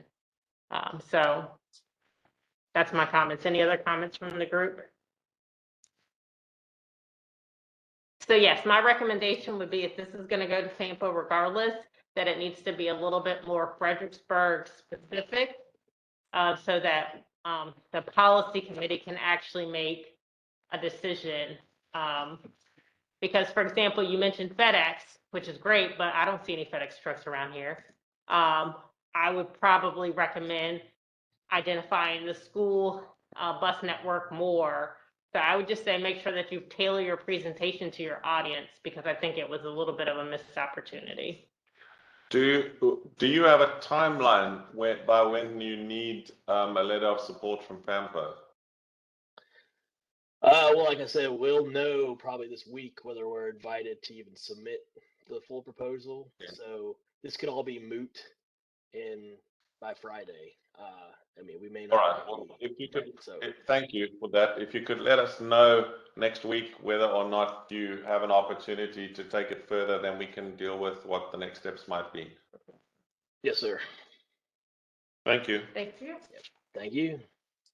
All right, we're going to move to item number E. We are running short on time, so I'll turn it over to Paul. Yeah, and I'll try to be brief. So it's come to our attention, and I'll just kind of come up here. So the state is doing great work with building some new commuter lots. One of the issues is we have some existing commuter lots that kind of need a facelift. And this is one example. This is in Spotsylvania for the Route 28 Hauser lot. There are other lots like this, I think in Stafford and Caroline, maybe King George. I'm not sure the city has some. But right now, I'll say VDOT has funding to do kind of like basic maintenance to the lots, but VDOT doesn't have funding to do any enhancements. So this is a case like where, I mean, the bus shelter is pretty old, and just you can see like the pavement markings are not in great shape, signage not in great shape. And this is not really the best setup to support kind of modern transit if you want to have commuter bus there, or maybe other, slugging or other things in the future. And the question is just, with all the I-95 monies kind of coming in that are going into new facilities, is there any potential that the state could put some of that into kind of giving facelifts or enhancing existing lots? And I think in this case, I think it's not a tremendous amount of money that would be needed for an existing lot to do this. If VDOT obviously had maybe 500,000, they might be able to do wonders with this lot in terms of giving it a facelift. So I guess the question I have is, maybe the next time FAMPO writes a letter to the state with kind of input, maybe this is a point to make. But I guess I wanted to see what the rest of the committee thought. I would say that I support. Does VDOT know if there's any funds available for this type of thing? Has anybody else tried to do this before somewhere? I don't know of. Which I'm not a maintenance side of the house type of person, sorry. And I do want to clarify, VDOT does have money for like basic maintenance, but I'm assuming you've talked to Kyle. I've talked to Kyle, yeah, but Okay. if you want like a nice new kind of transit shelter, or you want to have like, kind of a more modern. Well, and my question, and this is me, this is nothing, and I'm back to, counting the cars and counting the people and counting the whole 9 yards. Yes. Have we gone out there? Because last couple times I've driven by these commuter parking lots, I haven't been just up on Stafford side, but like Route 3, I mean, I could go out there and just have a great big old party and not even touch a vehicle. And that's just me driving by, you know, 9 o'clock this morning when I drove on by the Route 3 one and there was nobody there. It's like, Right. once upon a time, we were adding places out there because there was not enough room to park. Right. So we went as part Life has changed. we went as part of the East-West study to the lots on Route 3. Mhm. And the further out one at Gordon Road is mostly empty. That's the one I came by this morning. The other one, though, at Salem Church Road, there were a lot of cars in Was it? on the day that we went with the whole BHB team. That's also the one that has the worst facility. It's destroyed, basically. It's graffiti, covers the entire structure. It's a real mess, and I think that's the one we pointed out, and there's going to be some maintenance work done there, just cleaning it up. But that particular one on Salem Church Road is definitely used. Yeah, that's like I said, that's not one I see because it's not right there on Route 3. But I do see the one in Gordon. Like I said, that's a brand new one, and we've added on to that one, and it's so sad it's empty now. So is there, to Paul's point, so is your recommendation that we send a letter or figure out what the process is to actually upgrade these facilities? Because I think whether there's 2 people or 100 people or 1,000 people, it's still, because we went out there, it just looks bad. And it doesn't look safe. And we're talking about slugging or we're talking about commuters. Just like any transit facility, because I'll tell you, I've seen the worst, but it just says, I don't care about you. We have our transit bus shelters that look like, somebody pooped in them or whatever. Hasn't happened here, no poop in Fredericksburg shelters, but it happened to me in Williamsburg. But I'm just saying, if you don't clean it up, people. Absolutely. So. Who owns the one on Salem Church Road? VDOT. So could we then ask VDOT at the next TAC meeting to just tell us if there are funds available for an upgrade or maintenance, because those are 2 separate things. And then we start with that, right? And if the answer is yes for maintenance and no for an upgrade, then we go, well, what do other people in the state of Virginia do when they need to upgrade such a lot? There must be some sort of a process. And I mean, information is what we need at this stage. Yep. I think we're in the dark, and let's ask for more information from VDOT. So one comment I would ask the question just about like the funding for maintenance. He said there's nothing beyond the. So basically, this is kind of what can be provided today. Question I have, thank you. The question I have though is, the rest of the state of Virginia must have done an upgrade before. So did localities have to fund it? Did VDOT find a funding source in HIP funding one year? There must have been some history, right? Somebody must have tried in the entire state. So VDOT, maybe at central office, must know what somebody did last time. I'm just trying to get more information about what other people did so that we know what's normal. And that makes sense. I was just making the sense that the residency, I think, doesn't. That right now, yeah. It doesn't currently have funding to.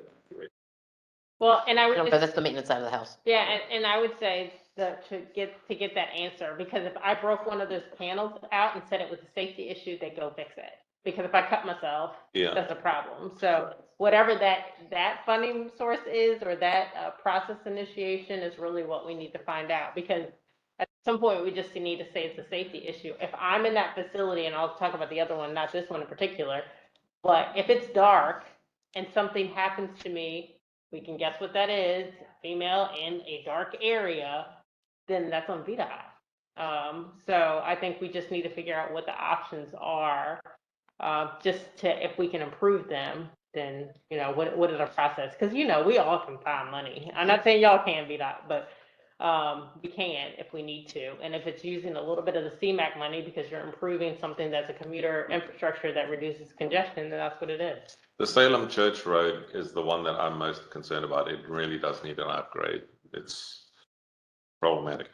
All right. And used. It's actually used. You can go and count cars there.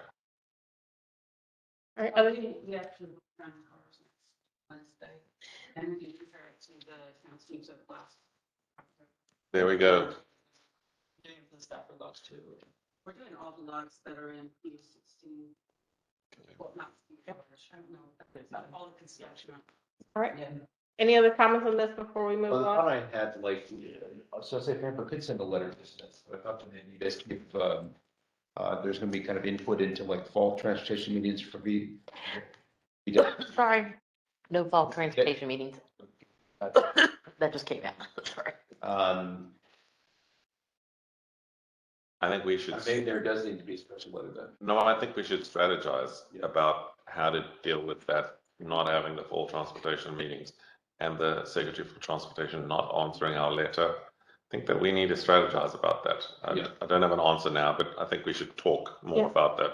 So we're requesting Not if now. y'all can get whatever you can. We'll find out something and tell you something next week or next month. How about that? That'll be. I don't know why Kyle didn't find it out for you. That's what he should have done. That's because he's maintenance. But I will find out for you and get back. Thank you. That's very great. Thanks very much. All right, next item, F, Pampa Multimodal East-West Mobility Study. Yeah, let's get cracking. So as a result of the policy meeting last couple of weeks back, one of the things I did is, well, I've done a couple of things. First one is some policy committee members did not appear to know which day the meeting was, did not appear to know which time the meeting was. Some people thought it was 7:15. Some did not get or claimed they did not get their email with the agenda. So I've done a couple of things. First thing is I've got rid of MailChimp, and the agenda that you got for this meeting was just sent out in a regular Outlook email. So we've done away with these automated systems altogether. Even though we did check, a MailChimp confirmed that everybody did get their email and it did not bounce back and there were no reported problems. Still, I don't want to go into another policy committee meeting where people can claim they didn't get it, and I'm doing it on an email. The second thing I've done is I've added, I thought they were already on, but I've made sure now that Alex, Paul, and Jamie, one for each locality, is on the policy committee email. So when that email goes out in regular Outlook, the three of you will get it as well. So if you get queries from your members, you will also have the whole packet in the same format as them and on Outlook. And all of you get the emails on Outlook, right? You've got the, so there should be no further problems with that.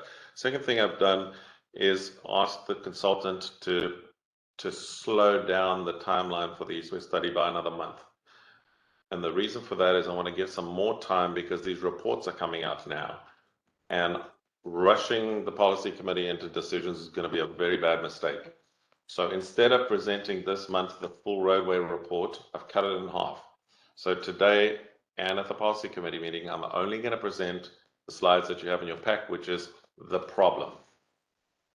And then at the next month, we're going to present the proposed solutions that VHB has come up with. So that, first of all, the presentation is shorter because we're not going to re-show the problem again. And secondly, it gives a little bit more time for the policy committee members to understand what's being done and a little bit more time to absorb it. So today, we can go straight through to slide 2. Just there's the list of on that slide of items that are in the study, right? 13 east-west roadway corridors, 7 will go into further engineering.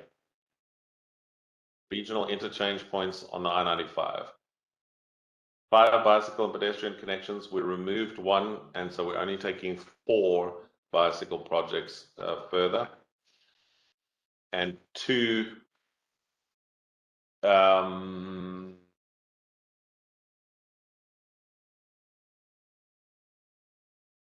okay, these are bullets written by the consultant. So that phase 2 study evaluating potential treatments for 4 of those connections and both transit projects.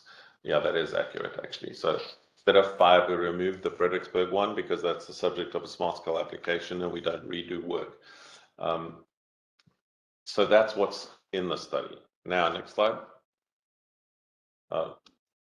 So we had those 13 corridors which the stakeholder group identified, and those were looked at in terms of what they will look like in 2050. Not this year. I'm going to have to make this point to the policy committee. This is what they're going to look like in 2050, right? Next slide. So those were the lists that we gave them. Courthouse Road in Stafford, Warrenton, Truslow, Garrisonville, Mountain View Road, Route 3, Enon Road, Cowan Boulevard, Mills Drive, Butler Road, Fall Hill Avenue, Raymouth Church Road, and Courthouse Road 208 in Spotsylvania. That's the list we gave them.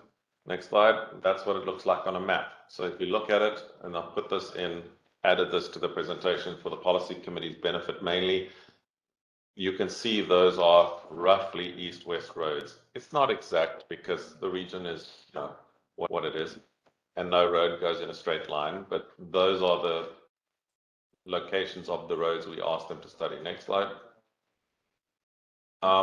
So those are the steps they took: validate the model findings from phase 1, identify potential projects based on the model results. In other words, where on those roadways is the worst congestion going to be and why is it at that particular point?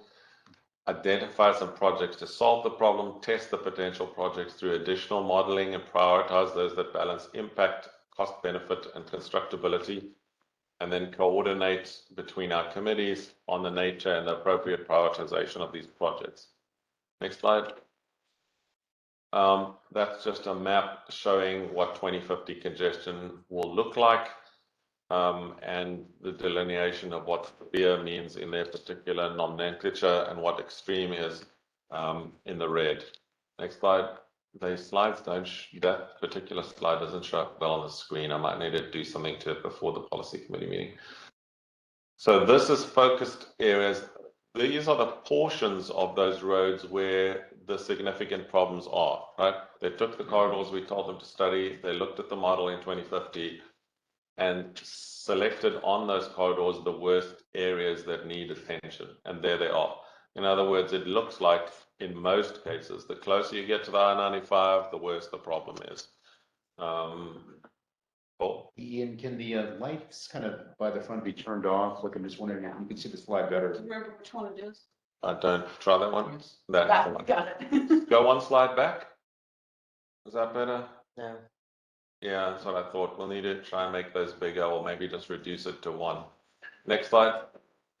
That was also a problem in the policy committee presentation. The graphics, in some cases, you couldn't see exactly where, for example, the bike path was. It was too hard to read.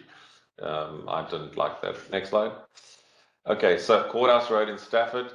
In each of these cases, these smaller maps, and you've had it in your packs, I'm sure you've all looked at it because you're all planners and, engineers and all that kind of thing, so I don't need to belabor the point. But in the box, they've always identified which portion is the problem, and you can see what the vehicle to capacity ratio is. So in this one, for example, Stafford, the severe congestion is from Raymouth Church Road to US 1. That's where on Courthouse Road, the worst congestion is going to be in 2050. Next slide. Warrenton Road, severe congestion is between Holly Road to US 1. You can see the capacity ratios there. Next one. Truslow Road, again there you can see closer you get to I-95. Interestingly here, it's the westbound direction only that is going to have the severe congestion. So that might affect what you think about projects to be developed in the area between now and 2050. Next slide. Here on Garrisonville Road between Oak Ridge Drive to Onville Road, and then from Mine Road to US 1 to 2 sections. Again, there you can see the capacity ratio. Mountain View Road, that little portion there is where the congestion is, and it's a more local kind of road. Westbound only is where the severe congestion occurs between, I don't even know how to say that. Is it Stefaniga? Stefaniga. I've got to practice these before the policy committee. Stefaniga Road to Shelton Shop Road. And there again are the ratios. Next one. Plank, Route 3. I think most of you know where the severe congestion is. We need a study to tell you this particular one. You know about that. It's been studied multiple times. Next slide. Enon Road, so there you can see again around the I-95, westbound is the worst congestion between Truslow to US 1 and eastbound from Wyatt Lane to US 1. Was that named after Wyatt Earp? Town Boulevard, westbound from Hospital Drive to I-95 and eastbound from Hospital Drive to Tulsa Parkway. Next one. And this again is in 2050, right? And we need to keep reminding policy committee, this is what it will look like in 2050, not next week, because they don't believe there's any congestion on Cowan or Fall Hill. And yeah, maybe right now it's not so severe, but it's going to be in 2050. Mills Drive, the section from Route 608 to Benchmark Road. Next slide. Butler Road. This is the one where the phase 2 model work showed that there isn't actually a problem. So this project can actually fall off because it's not going to get as severe as the model predicted. And remember, the round 1 model is what our consultant did for the LRTP, right? Round 2, VHB redid this, and they believe that there's a coding problem in the VDOT model. So the VDOT model on this particular road is a coding problem, which information we're feeding back to the VDOT modeling department, who are busy rebuilding the model anyway.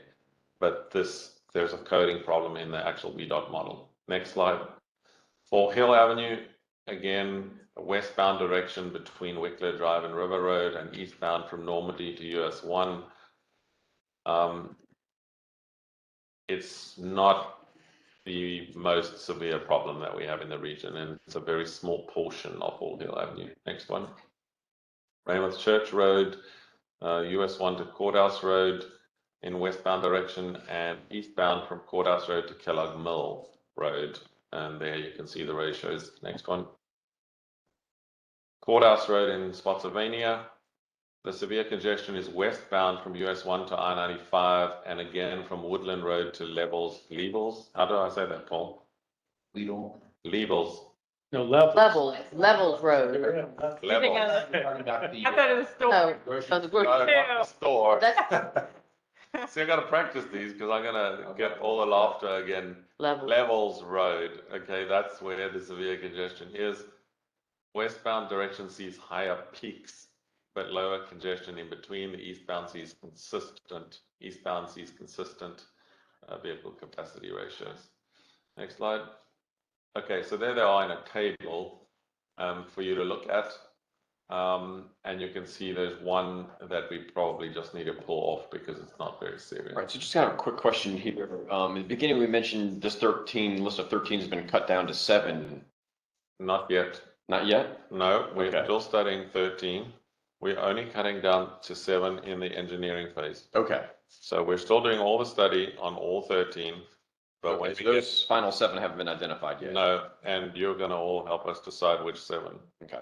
Because, and I can tell you for nothing now, one of their proposed solutions, which I really did not expect, is to have another crossing over the Rappahannock River. And so I said to them, well, if that's going to be your proposed crossing, you're not going to have the money in this study to engineer an entire new bridge with all the roadway connections, are you? So they said no. So I said, fine, we will need to factor that into when we choose the 7. So in other words, they're going to propose 14 solutions, and out of those 14, not 13, FAMPO will need to tell them which 7 to take through for design, because we want projects ready to go for the next round of smart scale. So it's no good us spending all the money engineering something which we're not ever going to submit in the next 2 years for funding applications. So that's a conversation which is yet to be had, and we'll have that conversation in November. They'll present here first at the TAC. We'll give input, then we'll take it to the policy committee. So I'm building in multiple months here to deal with this roadway study and not a rush job. Matthew. You answered my question. Okay, next slide. Key findings: congestion is often highest where high degrees of order-oriented commercial activity abut the I-95 related activity. East-west traffic is often affected by the challenge of north-south congestion, and I think that's why they came up with this idea of having another bridge. I actually told them that this was really the wrong time to bring up that proposal, but we'll deal with it later. That should be the north-south phase, I guess, really, technically. split hairs over it, I right? told them, this is not what I asked you to do, and they said, well, you have a problem, and this is a proposed solution that Nate, one of our 30-year roadway planners and engineers, has come up with. So anyway, I think I should tell them to take the proposal off once they'd already put it on, because then I would look like I'm trying to hide things from you all. Presence of congestion in existing multi-lane arterials suggests considering A, parallel routes rather than adding another 4 lanes to everything. 2, developing a larger grid of streets and other approaches to complement increased corridor widening. So some widening and some other alternatives is what they're proposing. Next slide. Next steps, VHB has made a list of potential solutions in each case. At very high level, they were shared with the stakeholder group. Coming back to the stakeholder group at the end of this month, to present a much more refined list of potential solutions. That is then going to come after the stakeholder group straight to the TAC, to you all, so you can look through those solutions, make comments, make proposals. And then, of course, we need to look through those 14 proposals and go, these are the 7 we want you to take to the final design and preparation for smart scale and all those other things. I'll come to you, Matthew, in a second. Results will be presented to the stakeholder group. Solutions and the draft report will be presented to the TAC and the policy committee in November. They were all ready to bring that now today. And I said, just slow down. It's too much information. And we need to make your presentations shorter because the one at the policy committee was too long. So we're going to cut the presentation shorter. So this month, you're going to get this. Next month, they're not going to show the problem anymore. They're going to focus on a presentation of solutions so that the two together will give you the roadway report, which will go to the policy committee. And of course, they'll also add those last 2 bike ped routes, the one through the shopping districts connecting from Fall Avenue, Cowan Boulevard, Central Park Shopping, and Spotsylvania Town Mall. You might get some interesting comments again from one of your policy committee members on whether we should even be putting a bike path into Spotsylvania Mall, but we'll deal with that when we get there.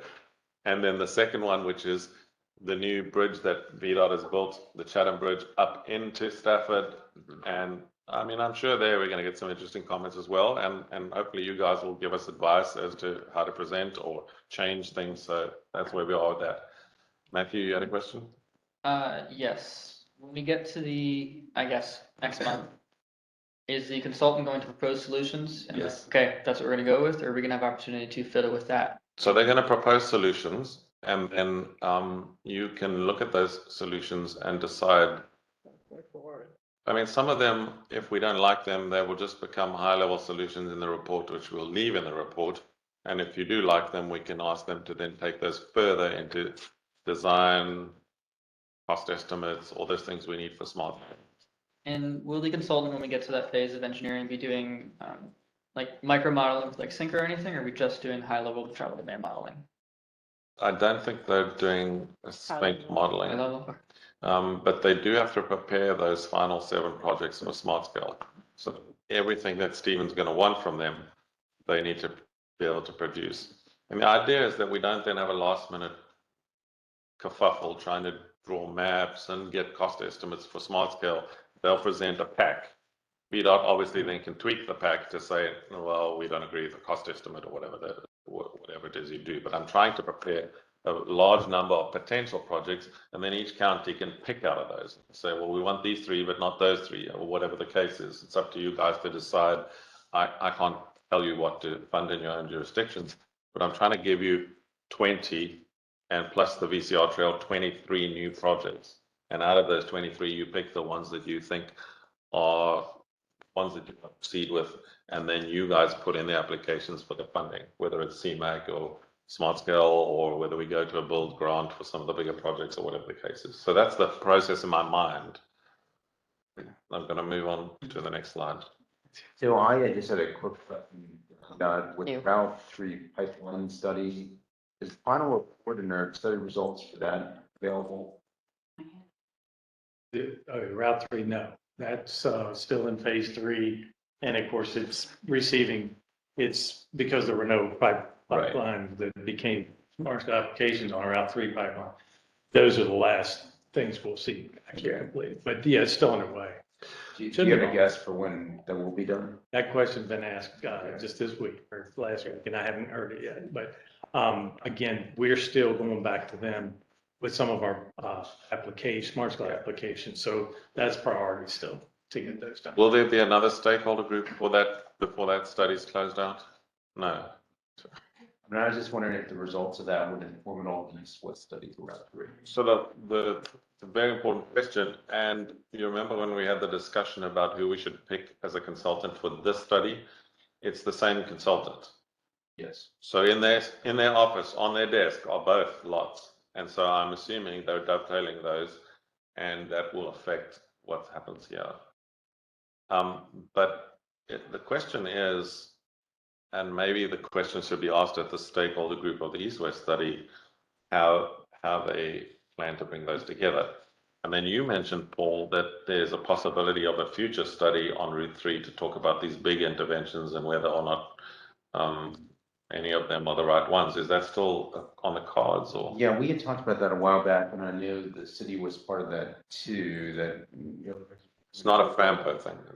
Yeah, the ultimate solution for how to get 95 like into the mall and to Carmody Silver, that there would need to be additional study of that. Exactly. I was talking to Chris just the other day about, how we would finish up the Route 3 study. And there was that one obvious section there that we can't really have any recommendations for because it requires so much more data and so much more analysis. Unlike, out here, we can say, well, we'd like a through cut here and an R cut there. Obviously, totally different scale.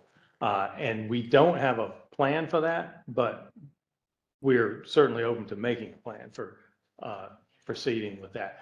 The big question again comes back to the many different things that are proposed by the county and the city. New interchanges.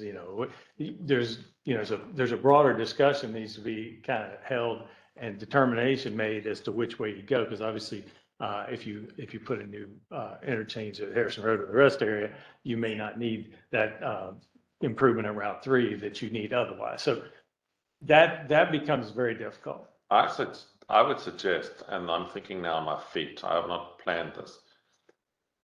Next month, we're going to see the proposals coming out of this study for big interventions and small interventions.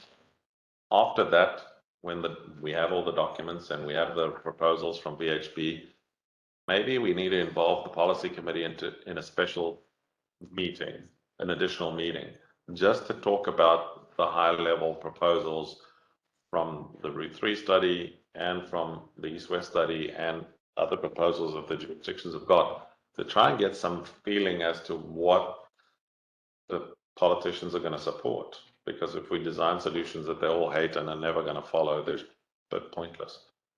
And I know that some of them change, right? Next election, some of them. Next election, it'll all change. Are all gone, and then it's same way with the governors. But somehow or other, we've got to get FAMPO to support some direction on this. I'm thinking on my feet. I don't have a solution. I'm just trying to think now. How do we get FAMPO to decide which of these larger proposals are important? Because there are, as Stephen says, I mean, if you build a river crossing, it affects the congestion on Route 3. If you build an interchange on the I-95, it affects the congestion on Route 3. They're not, if you can't build all 5 of these things, a big flyover on Route 3, Harrison Road interchange, I-95 interchange into Central Park, a river crossing. We need that road from Harrison Road to the backside of the mall. All of those together probably are too much. Y'all need to. But we need to prioritize those somehow. Put a parallel road to 610. And I think after this report is tabled. I designed it for you though. Sorry, not tabled. Here, let me design it for you. Somehow we need 610. That discussion to get a reasonable. I mean, as planners, we're supposed to advise politicians, right? So we need to try and guide that discussion so that the result is not a mess. And I'm looking to your guys for direction on how best we can guide that conversation. So I'll just say with our board, it's not going to change with beginning of 2024. So basically, the direction of the study is going to be the same people. For the future, who knows what's going to happen. Well, maybe let's talk, and by the next Maybe time 2024 comes around, we'll have a different attitude. TAC meeting, I will take your suggestions on how best to proceed with identifying which of these larger projects could be tackled. Not that we make the decision, but we should lay out a process for the policy committee to make that decision. And we'll do that after we get the results from the next. You'll get the report first in your hands. Okay. And then you will give me your tips on how do we guide the policy committee to make such a earth-shattering decision. Yeah, I would just as a quick item for the consultant to have, or maybe just have a spreadsheet that maybe you don't distribute, but for the congestion numbers, just make sure you have what it is today. If they did that, just because somebody's going to ask the question. So I think that would just be good information to have. I would not put it in the PowerPoint because I feel like it's a distraction.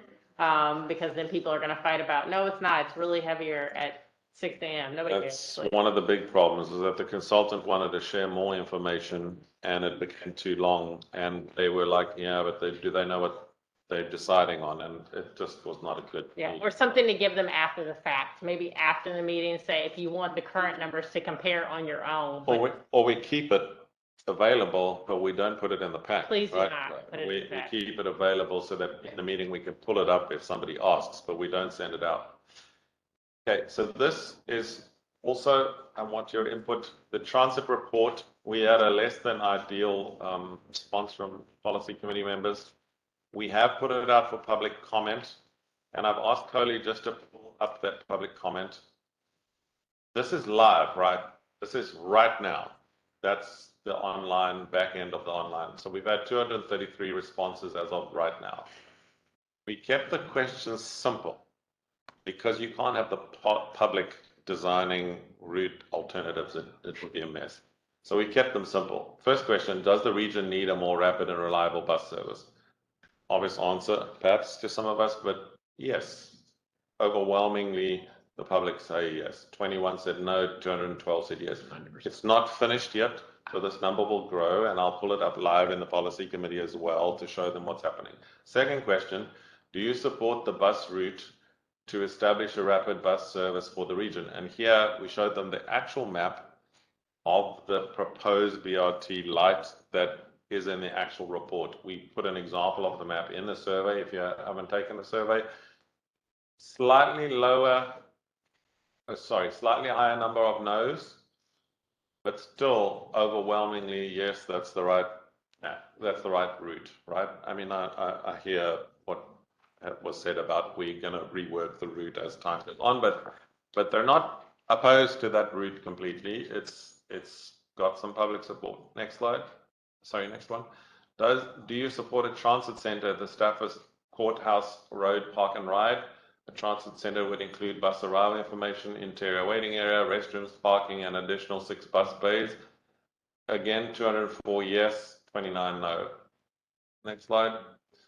In addition to automobile access, and I put that in on purpose because often people are like just a bike path on its own, but in addition to automobile access, should the region provide a pedestrian and bicycle path to the Brook Road VRE station?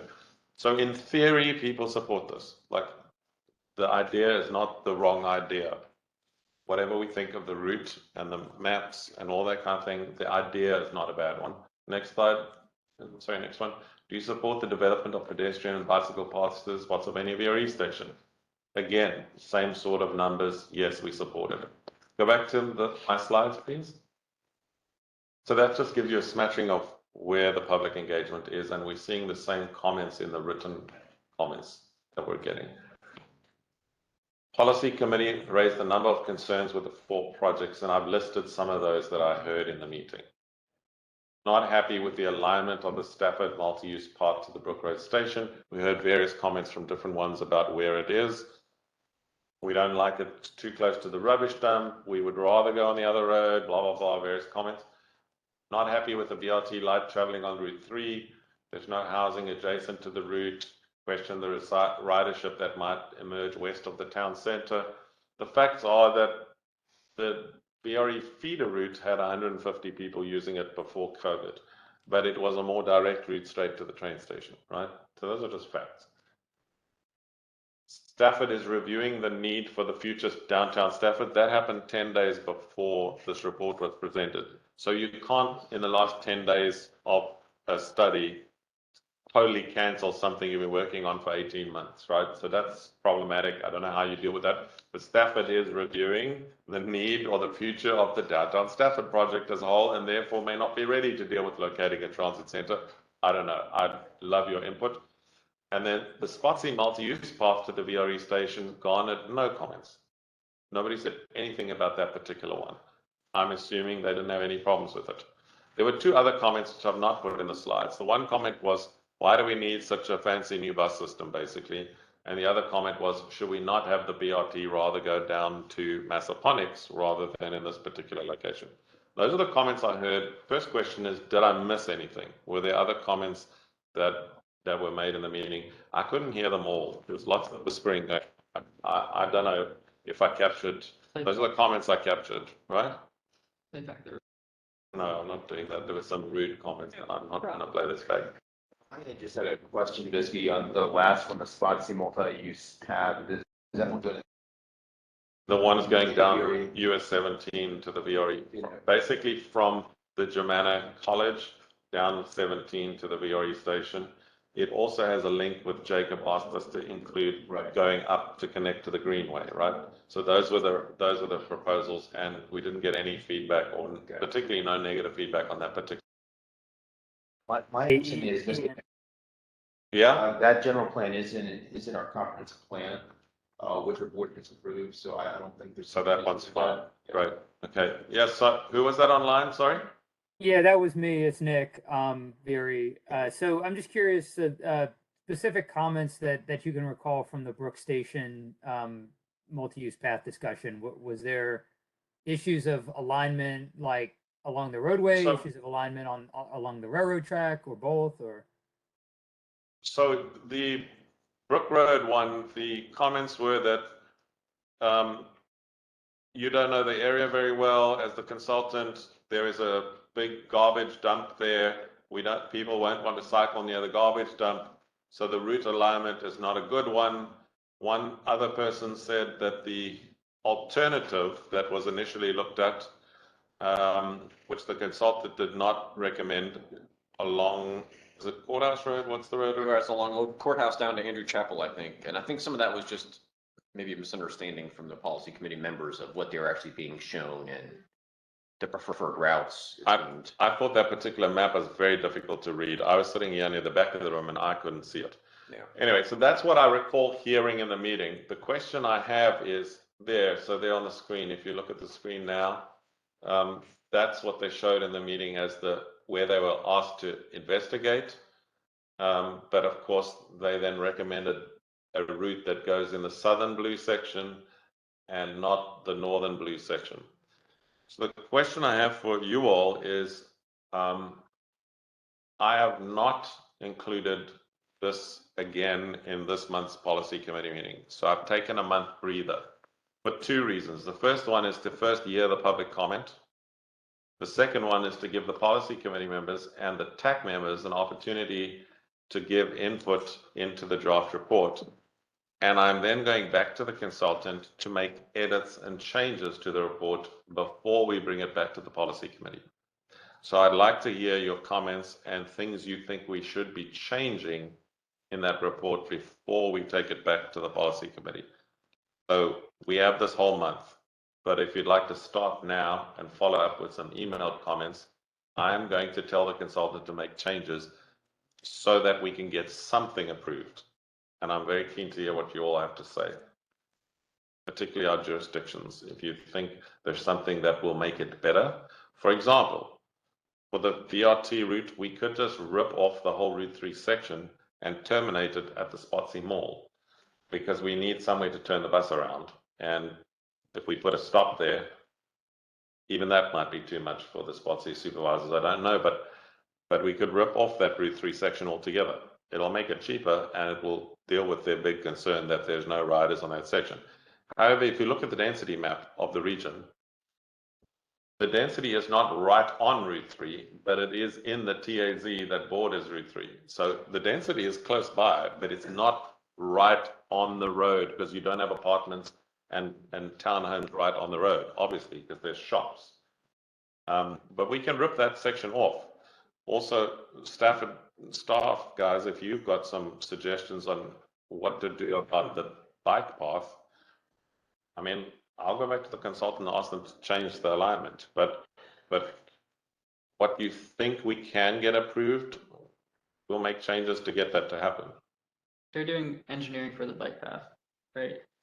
Yes. Okay. Once we have a route that's actually agreed, we're not going to engineer something if they just absolutely won't agree. Yeah, I'll have to defer to the other localities on BRT, and just so everybody knows my position on it, and I do think I was probably unclear, but for me, it is a planning level study. But it gets us, as Ian was talking about earlier, it gets us to that Vision 2100 of have something in place so that when you want something, you've got a template that is there. So it could be in that exact location with that exact ridership. It could be. I think the jurisdictions were getting so caught up in the details that they forgot the vision. Just like when we build roads, we have to plan 20 years in advance for that. So I would just, this is just my anecdotal comments. It is important for your jurisdictions, whether they believe in the exact physical alignment that is shown at the end of the report. I think it's important for them to understand the concept and provide, if they're interested, support of the concept.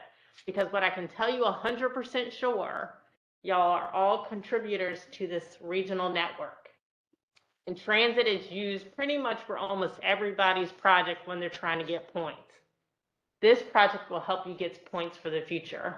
You won't get them any other way in 5 years. I promise you that. So I would just say, just work with your elected officials about the big vision as opposed to the small one, because worried about what the transit ridership looks today, our network stinks. We need to get better. So that's why it's a challenge. But my concern out of this whole process was that people got so caught up in the details, they forgot that there was a vision to transform the region multimodally, which ultimately, if something like this is disapproved, it's going to take us 5 to 10 years maybe to get money to get a study to redo this again. So when they vote no on this, it's going to be I'm just telling you straight, this ain't a threat, this is what it is. It's going to be a challenge for you to get transportation funding in the future for any project that is going to be significant, because nobody wants transit until all the people that use transit are just sitting around in your community doing nothing. Then it's like, oh, we need something for these people. That's my little spiel on, I was a little concerned about this process and people's visceral reaction to it, when I know this group around the table is going to be asking for Fred Transit support later on certain projects, which this may be the backbone of. So that's my concern. We're happy to change the alignment if that helps.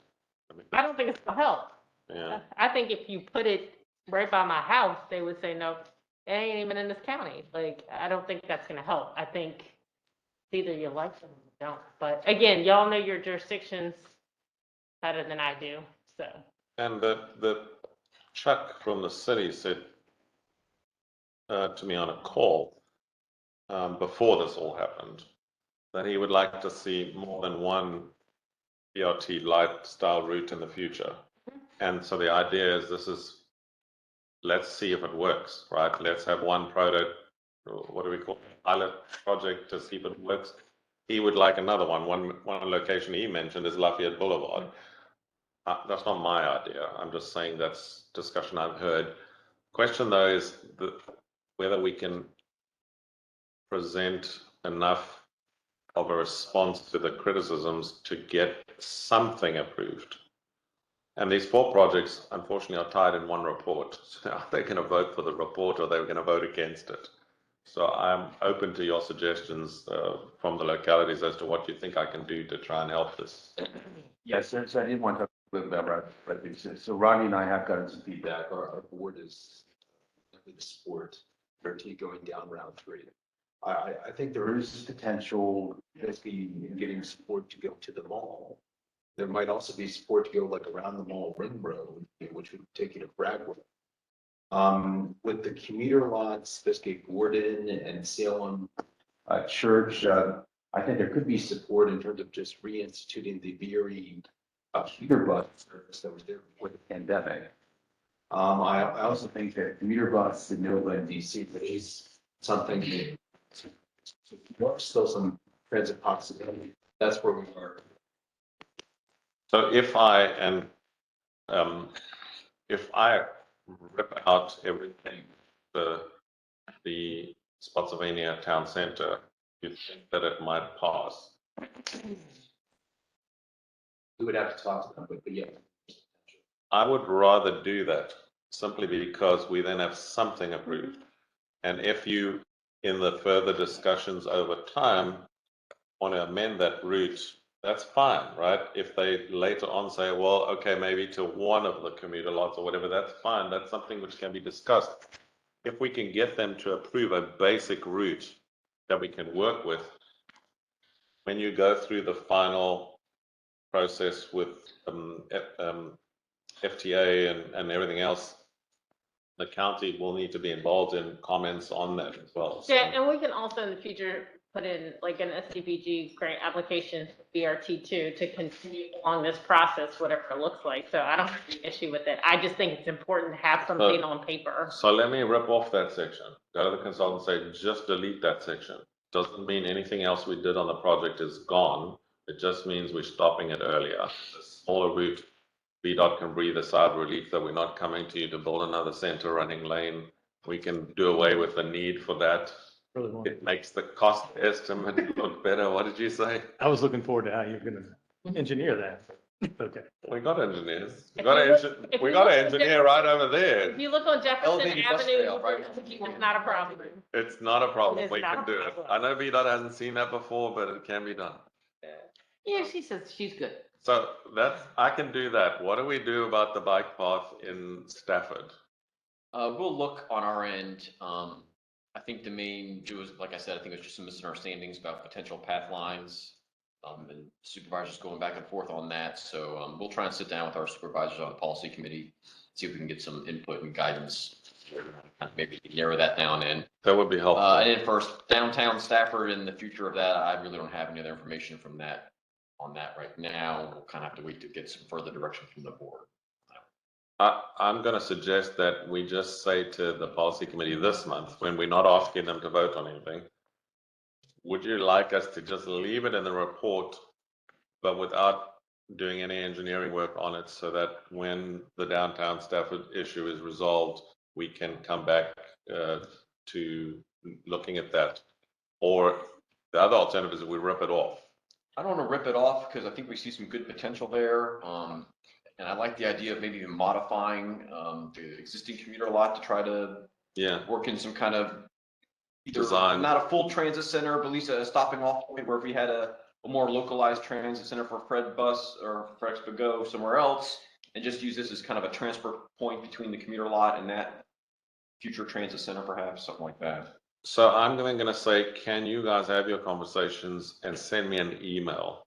Will do. And then I'll say, okay, to the consultant, leave this, change this, remove that portion, try to get this into a format that we can get approved.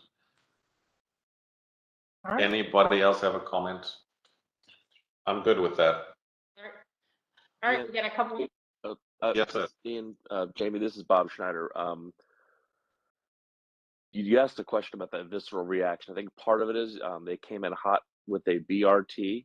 I think if you were to reframe this as identifying the high capacity corridor, as opposed to bringing the mode and all of those things in, I totally get what you're saying, Jamie, about the high level planning discussion, et cetera. I think that's really, it was almost proposing a solution to something that doesn't have the current density, and it just, I think that's where it fell. Instead is coming in to say, this is the high capacity corridors, these are the trip generators. It's going to require increased frequencies. It's going to require, and I understand the whole thing about reliability and fixed guideway and all that kind of stuff. But, you know, going back to that other question you had asked about how do, you know, what's the concern? That's how I read the room, at least, is there's a lot of solution here when instead it's like, well, if you identify this as the high capacity corridor, these are the current trip generators, current planning tells us in the region that this is where the development's going to occur, excuse me. That may assist with kind of where you're going. And that's just my feedback for the meeting today. So. Thanks, Bob. I appreciate that. And I think you're right. I'm happy to park this where it is. And I'd ask that you do help prepare the Spotsylvania policy committee members in advance as to what we're going to suggest and whether they're happy with that. And if there's something else they don't like, let me know. Just pop me an email and say, hey, they also don't like this other thing. I'm happy to try to massage this thing to get it into a better shape. And just the timing of this, you're looking to do this in October or November? So what you've just seen now, I'm going to present to the policy committee meeting in October. Nothing else than this, and I can tweak the language of any of those you think I should do. And then the November meetings, I'm going to bring back the transit report with modifications in the hope that in November they'd be in a position to approve it. And at the same time in November, the roadway solutions. The roadway solutions then we're also going to put out for a public comment. So no decisions will be taken in October at all, other than give us input, give us feedback, give us comments. We will then modify things so that in November you have something better. It may also be worth shortening the presentation and Yeah. removing all the images for each of the roadways you decide. We're absolutely chuck that into a table in one map. We're absolutely going to shorten the presentation for the roadway report. Yep. And that's why I'm doing this, showing the problem first, so that the presentation in November is the solution only, because they know the problem because they saw it the previous month. So that's cutting half of that, and then I'm going to count the number of slides that they send us over and say, take another 5 off, so that we shorten that damn thing. It's a balancing act. You've got to give them enough information that they don't go, why are we getting this? Because it doesn't, they don't understand the backstory. But on the other hand, the presentation then just gets longer and longer and longer until they don't want to hear anyway. So. Yeah. And Bob, I appreciate that comment. And just for the group, I think they should totally take out BRT or BRT light and just put high capacity transit, because that goes back to the comment I made earlier. Even in that meeting, FTA has a prescriptive process about how you get to a particular mode of transit, so light rail, BRT. I would change the name to high capacity transit. Yeah. Even though nobody's going to know what that means, but that's okay. Right. The other thing you're going to run into, and this is where you could see the noses wrinkle, is like in Fredericksburg, you have historic overlays. No way you're going to get fixed guideway space and historic overlays, right? And then you have to get through intersections. Well, then the noses crinkle. You just take take that out of the mix, and I think it's a whole different conversation. So. We'll make it simpler. I mean, I think it should be called the Rappahannock Raptor bus, but that's just me. Sounds like a basketball team. All right, item G, endorse resolution 23-06. John, can you handle this? I need to. Yes, so this is adding T 11606 the Fredericksburg Station rehabilitation into the 21-24 TIP. It's approximately $9.6 million that will include the rehabilitation of the current structure and platforms, as well as extending the length of platforms an additional 400 feet. To have a functional boarding length of approximately 525 feet. So this is a major extension. It will also include renovations and additions of signage, sidewalks, lighting, painting, canopies, and it'll be going from approximately the Charles Street from the southwesternly area all the way up over to Sapphire Street in the toll project area, but it will be combined a little bit more tightly to the station, but that will be. So this is being added to FY23 with the local matches also mirroring the state of good repair funds in FY23. We need an action item to approve or recommend to the board to approve this amendment.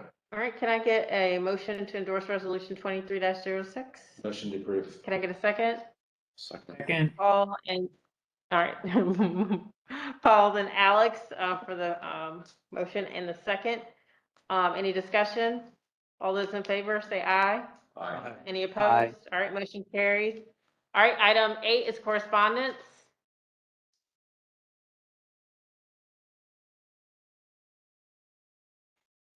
These are the 2 letters received from Stafford and the city of Fredericksburg to research additional river crossings. All right. Attached in your packet. Anybody have any questions on these 2 items? They were in your meeting packet. I have a question. I have received these 2 letters, one from the city, one from Swanson, one from Stafford, I beg your pardon. And, sorry? It's okay. You're good. No, the question I have is how to take this forward. We don't have a formal study. In fact, I saw the first draft of these letters, which actually called for a study, and I called the relevant people in the 2 jurisdictions, and I said, great that you're sending me this letter. Please take the word study out of there unless you're going to send me some money to fund a consultant. So they changed it to say, do some research. So I'm happy to do some research here. But the point is that ultimately it will obviously require a formal engineering study, right? So I'm going to do just preliminary research.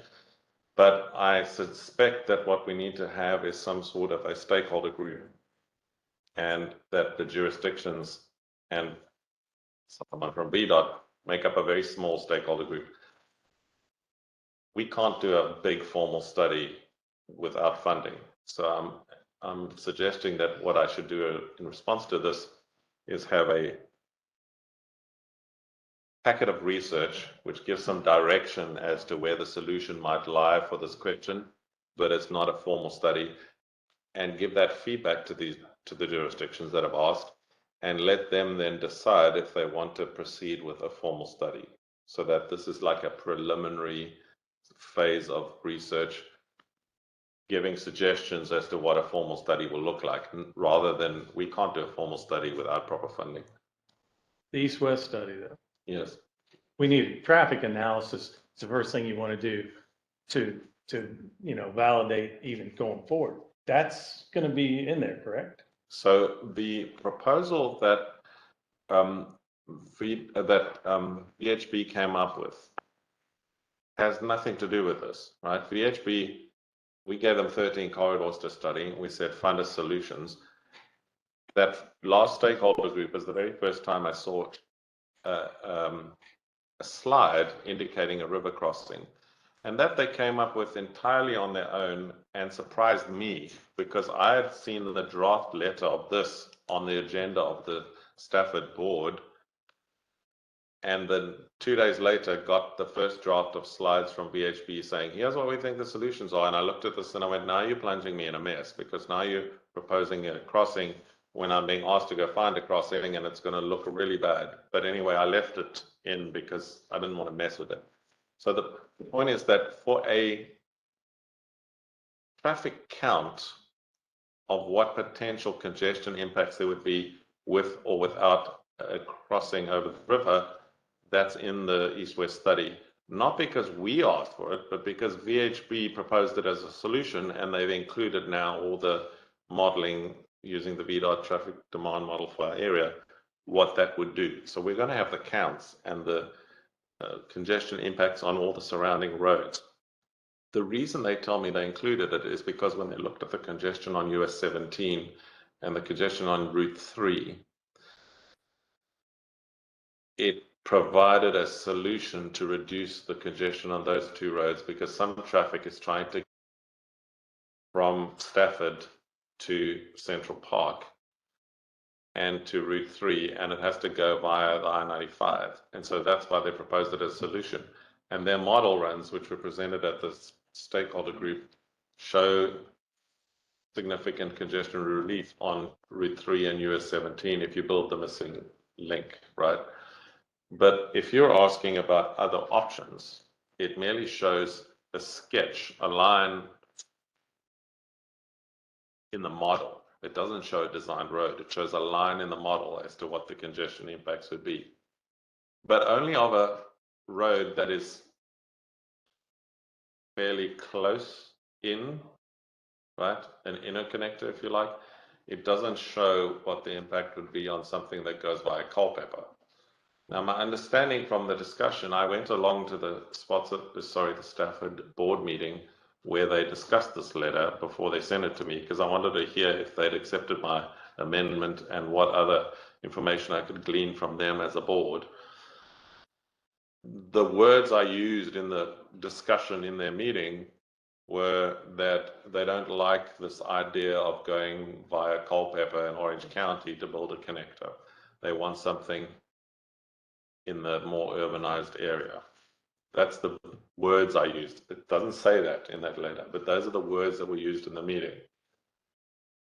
But to answer your question, if you're just talking about a line in the model which indicates what the congestion impact would be if the bridge or river crossing is closer in to the urbanized area, then yes, VHB is going to provide you with that model run and those counts and the congestion relief percentages and where the relief is and that kind of thing, because that's their project.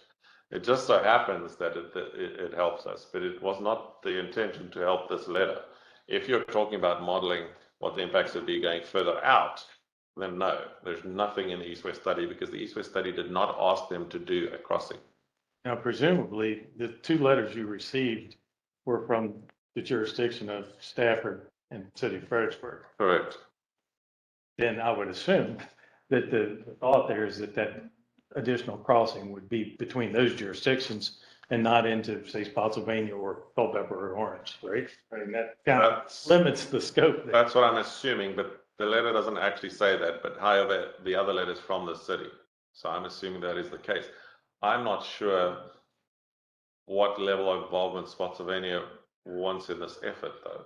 For example, I know that Spotsylvania people are very much in favor of having an outer connect of some kind, but the individual politicians that have spoken to me or arrived at my office with a pile of maps, as the one gentleman did, they're all designs very far out. They're all including connectors that go via Culpeper and Orange County. And two of the three people that are on the policy committee have said, oh no, we can only build something that's further out.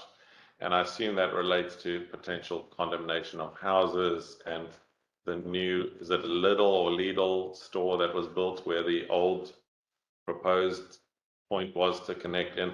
So I don't know if there's recent thinking in Spotsylvania on all of that, but I mean, the verbal comments I've heard is that we don't want anything that's going to be close by. We want it to go further out. I don't know if that's still the case or if there's been any further discussion. Yeah, in terms of just the FAMPO board members, that's kind of self-thinking. I'll say this, the staff have looked at the situation in Spotsylvania, and it doesn't look like it's possible anymore to get like a 4-lane divided roadway down to Route 3 from somewhere in Stafford. There may be an opportunity to get a 2-lane road connection in some different places, but I think we'd be open to having a conversation about it, looking to see what we have, or see what's possible. Is Spotsylvania going to respond to this letter request, or should we just have an informal conversation? Do you want me to do it at staff level? Should I ask the policy committee members from Spotsylvania to have a discussion with her? I'm not quite sure what to do. I mean, I do think there needs to be some comment. It seems to me, based on the fact that the city and Stafford have asked us, that they're thinking of something much closer in, because they want the benefits of the potential of building a river crossing. Well, I guess I'll just ask kind of Stafford and the city, like, do you think the thought process behind this is that kind of a connection coming into Spotsylvania? I think that the connection to Spotsylvania is going to happen regardless. I think the issue was going around Stafford and the city. That was literally the problem, because y'all are far south, basically, and this is just my thought, so please correct me. Everybody's going to come to you anyway, so you're not going to miss anything. It's this northern part is of the issue, but That's just my thought, because they had talked about the connector, and that was the issue where if something actually were to occur, and I think whether the feasibility is there or not, I don't think, I don't think there would be any negative impact to Spotsy, but. I haven't really received any direct input from the board or administration on potential routing of the new river crossing. And there hasn't been. It was more discussion, I thought. There's more discussion, and I think if we're looking at research, and I don't know whether this is asking us to kind of identify new potential ones, or just kind of see what's been done in the past, and these are the options that have been presented, and costs, and kind of, just a history lesson. Unfortunately, I just don't have much else to add at that point. We will certainly have the VHB work on a potential closer, I want to say interconnector, but that's such a loaded term in this region, because people have designed interconnectors and they call that their interconnector. So, and the outer connector also is now loaded with a recent project. So I don't want to use terminology and then maybe we call it a local connector or something, I think is what is in mind, particularly in the city. I think that the city. I'll just add, I think Stephen's presentation that was given last year, I mean, that gave a great rundown and everything up until. Of the history, That's everything.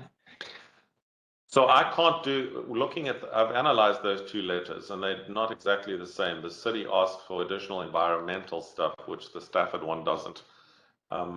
But they asked for things like economic benefits, and we don't have staff at FAMPO that can analyze that. So we can't fulfill every single thing in this letter anyway, but I would like to do a start, as the research that we've done, this is what we can tell you. We can include what's been done in the past and give some input into a response, and then suggest that a study is done, an engineering study, there's got to be public input, all that kind of thing. And this is how we suggest it gets done. And perhaps we shouldn't look at this as either or. I mean, if we're considering a connection across the river, that, one that's in close, 295, and one that's out as far west as you want to go, have different functions. And I understand that's two projects, two very expensive projects potentially, but we're looking at a 50-year program now, right? So I think to assume one and not the other is probably what's gotten us into the stalemates we've had before. So probably there might be scope in 50 years for both. Okay. Well, I mean, I want to get a little working group, but small. I don't want to have this big, hoo-ha. So I'd like to ask VDOT at least. Mike Craig. Whichever of you. I mean, I'm not going to tell you who to send. I mean, I don't know at what level to include Spotsy, seeing as they didn't send us a request, but I do think that we should hear from Spotsy at least as to what you think. And maybe that ties into what Stephen said. There might be a need for two projects in the future if we go, for example, Harrison Road interchange. The consultant on the East-West study says that it would be a valuable connection to build, but it shouldn't be the first priority. In other words, they are arguing for a river crossing and an I-95 interchange into Central Park and an I-95 interchange on Harrison Road, but not all at the same time and not necessarily in that order. And it sounds as though what they're saying is that the Harrison Road interchange will provide benefit, but not immediately. Further development around that interchange needs to occur before it will have as much impact on congestion as the other two options.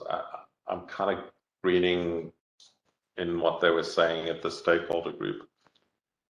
So in other words, even they are not saying you necessarily must pick one of these three options, that they probably all will give benefit based on the model, but at different time periods.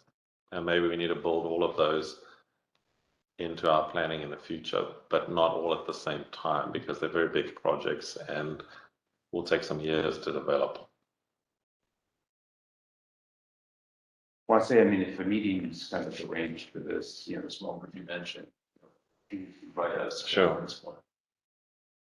Right. I don't think our board is going to send a letter. Okay. About this. And it just helps with the regional conversation to make sure that we're just having Yeah. regional discussions regardless. I mean, I think these letters are aimed at building something closer in. So I think that's what the discussion will be about. But I take Stephen's point that either or is maybe not the best approach. Maybe that a further out connector in future is also something that needs to be considered as the region is going to grow. Well, Paul's mentioning, that the county may find themselves in support of 2-lane, maybe limited access type of crossing. That's something that we haven't seen, before. So, where would that go? There's a lot to talk about, and we wouldn't want to exclude that good conversation to hold this No, conversation. absolutely.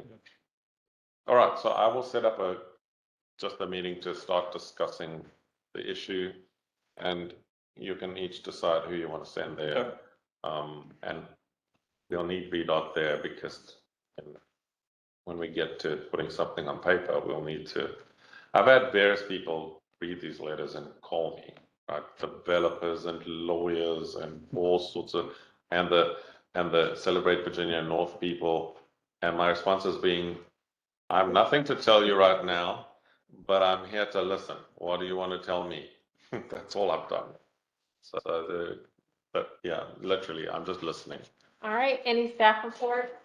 Item 9, any member report? We have one staff report. We just wanted to give you a quick, the Freight Summit. We did start the Freight Summit. We did have our meeting, just some photos of what happened. And just an idea of who attended. The room was full.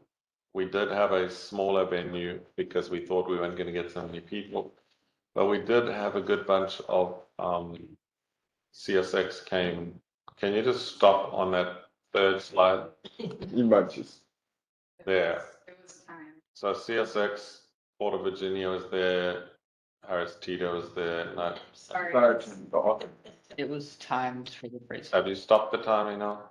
Trying to. Well, escape and just show it as one slide rather than a presentation.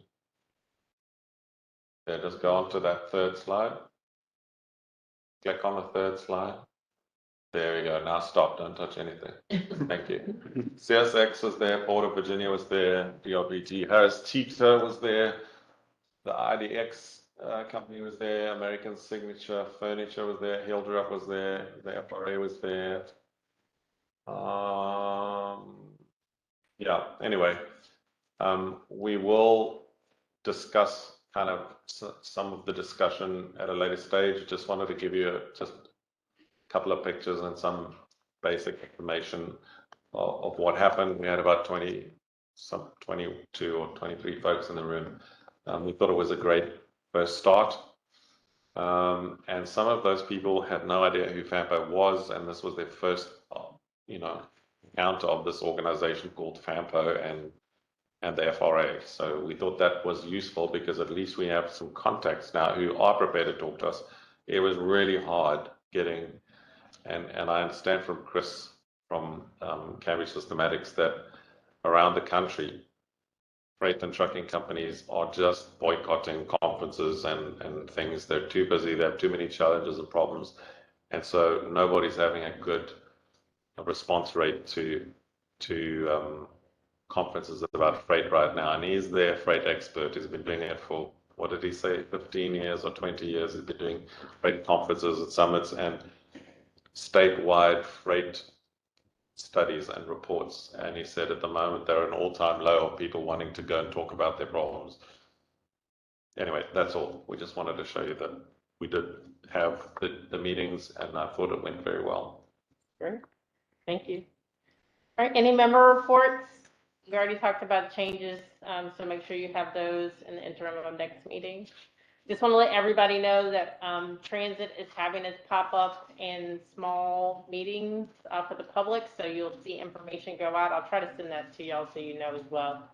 But we will be doing our public outreach over the next month and a half. So just one comment, Dusty, on 10B, basically with revenue sharing projects, those are usually coming out like once every 2 years. Dog got for Humana, one drive extension, well, like, that's the thing that has to be on the agenda every month. So the reason I put it on the agenda is because we don't have a formal mechanism for communication between VDOT, the jurisdictions, and FAMPO. And so we were finding that, first of all, cost estimates keep changing a lot of stuff. We don't always find out about it. And if there are new revenue sharing projects, we don't know about them. So I just put it on the agenda as a reminder more than you have to say it every month. It's just if something happens, that's the opportunity to put it in. I mean, I can take it off. It's just that because there's no formal mechanism, stuff might happen and we just are not going to capture it again. So I guess is your real question, like, are there any new locality projects in general? Not just revenue sharing? Yeah, I guess maybe we should change it and just say any new transportation projects. Shall I change it to that? Yeah, that would be good. Yep. I'll make that change. Thanks, Chair. All right, any other items? All right, motion to adjourn. Second. All right, have a great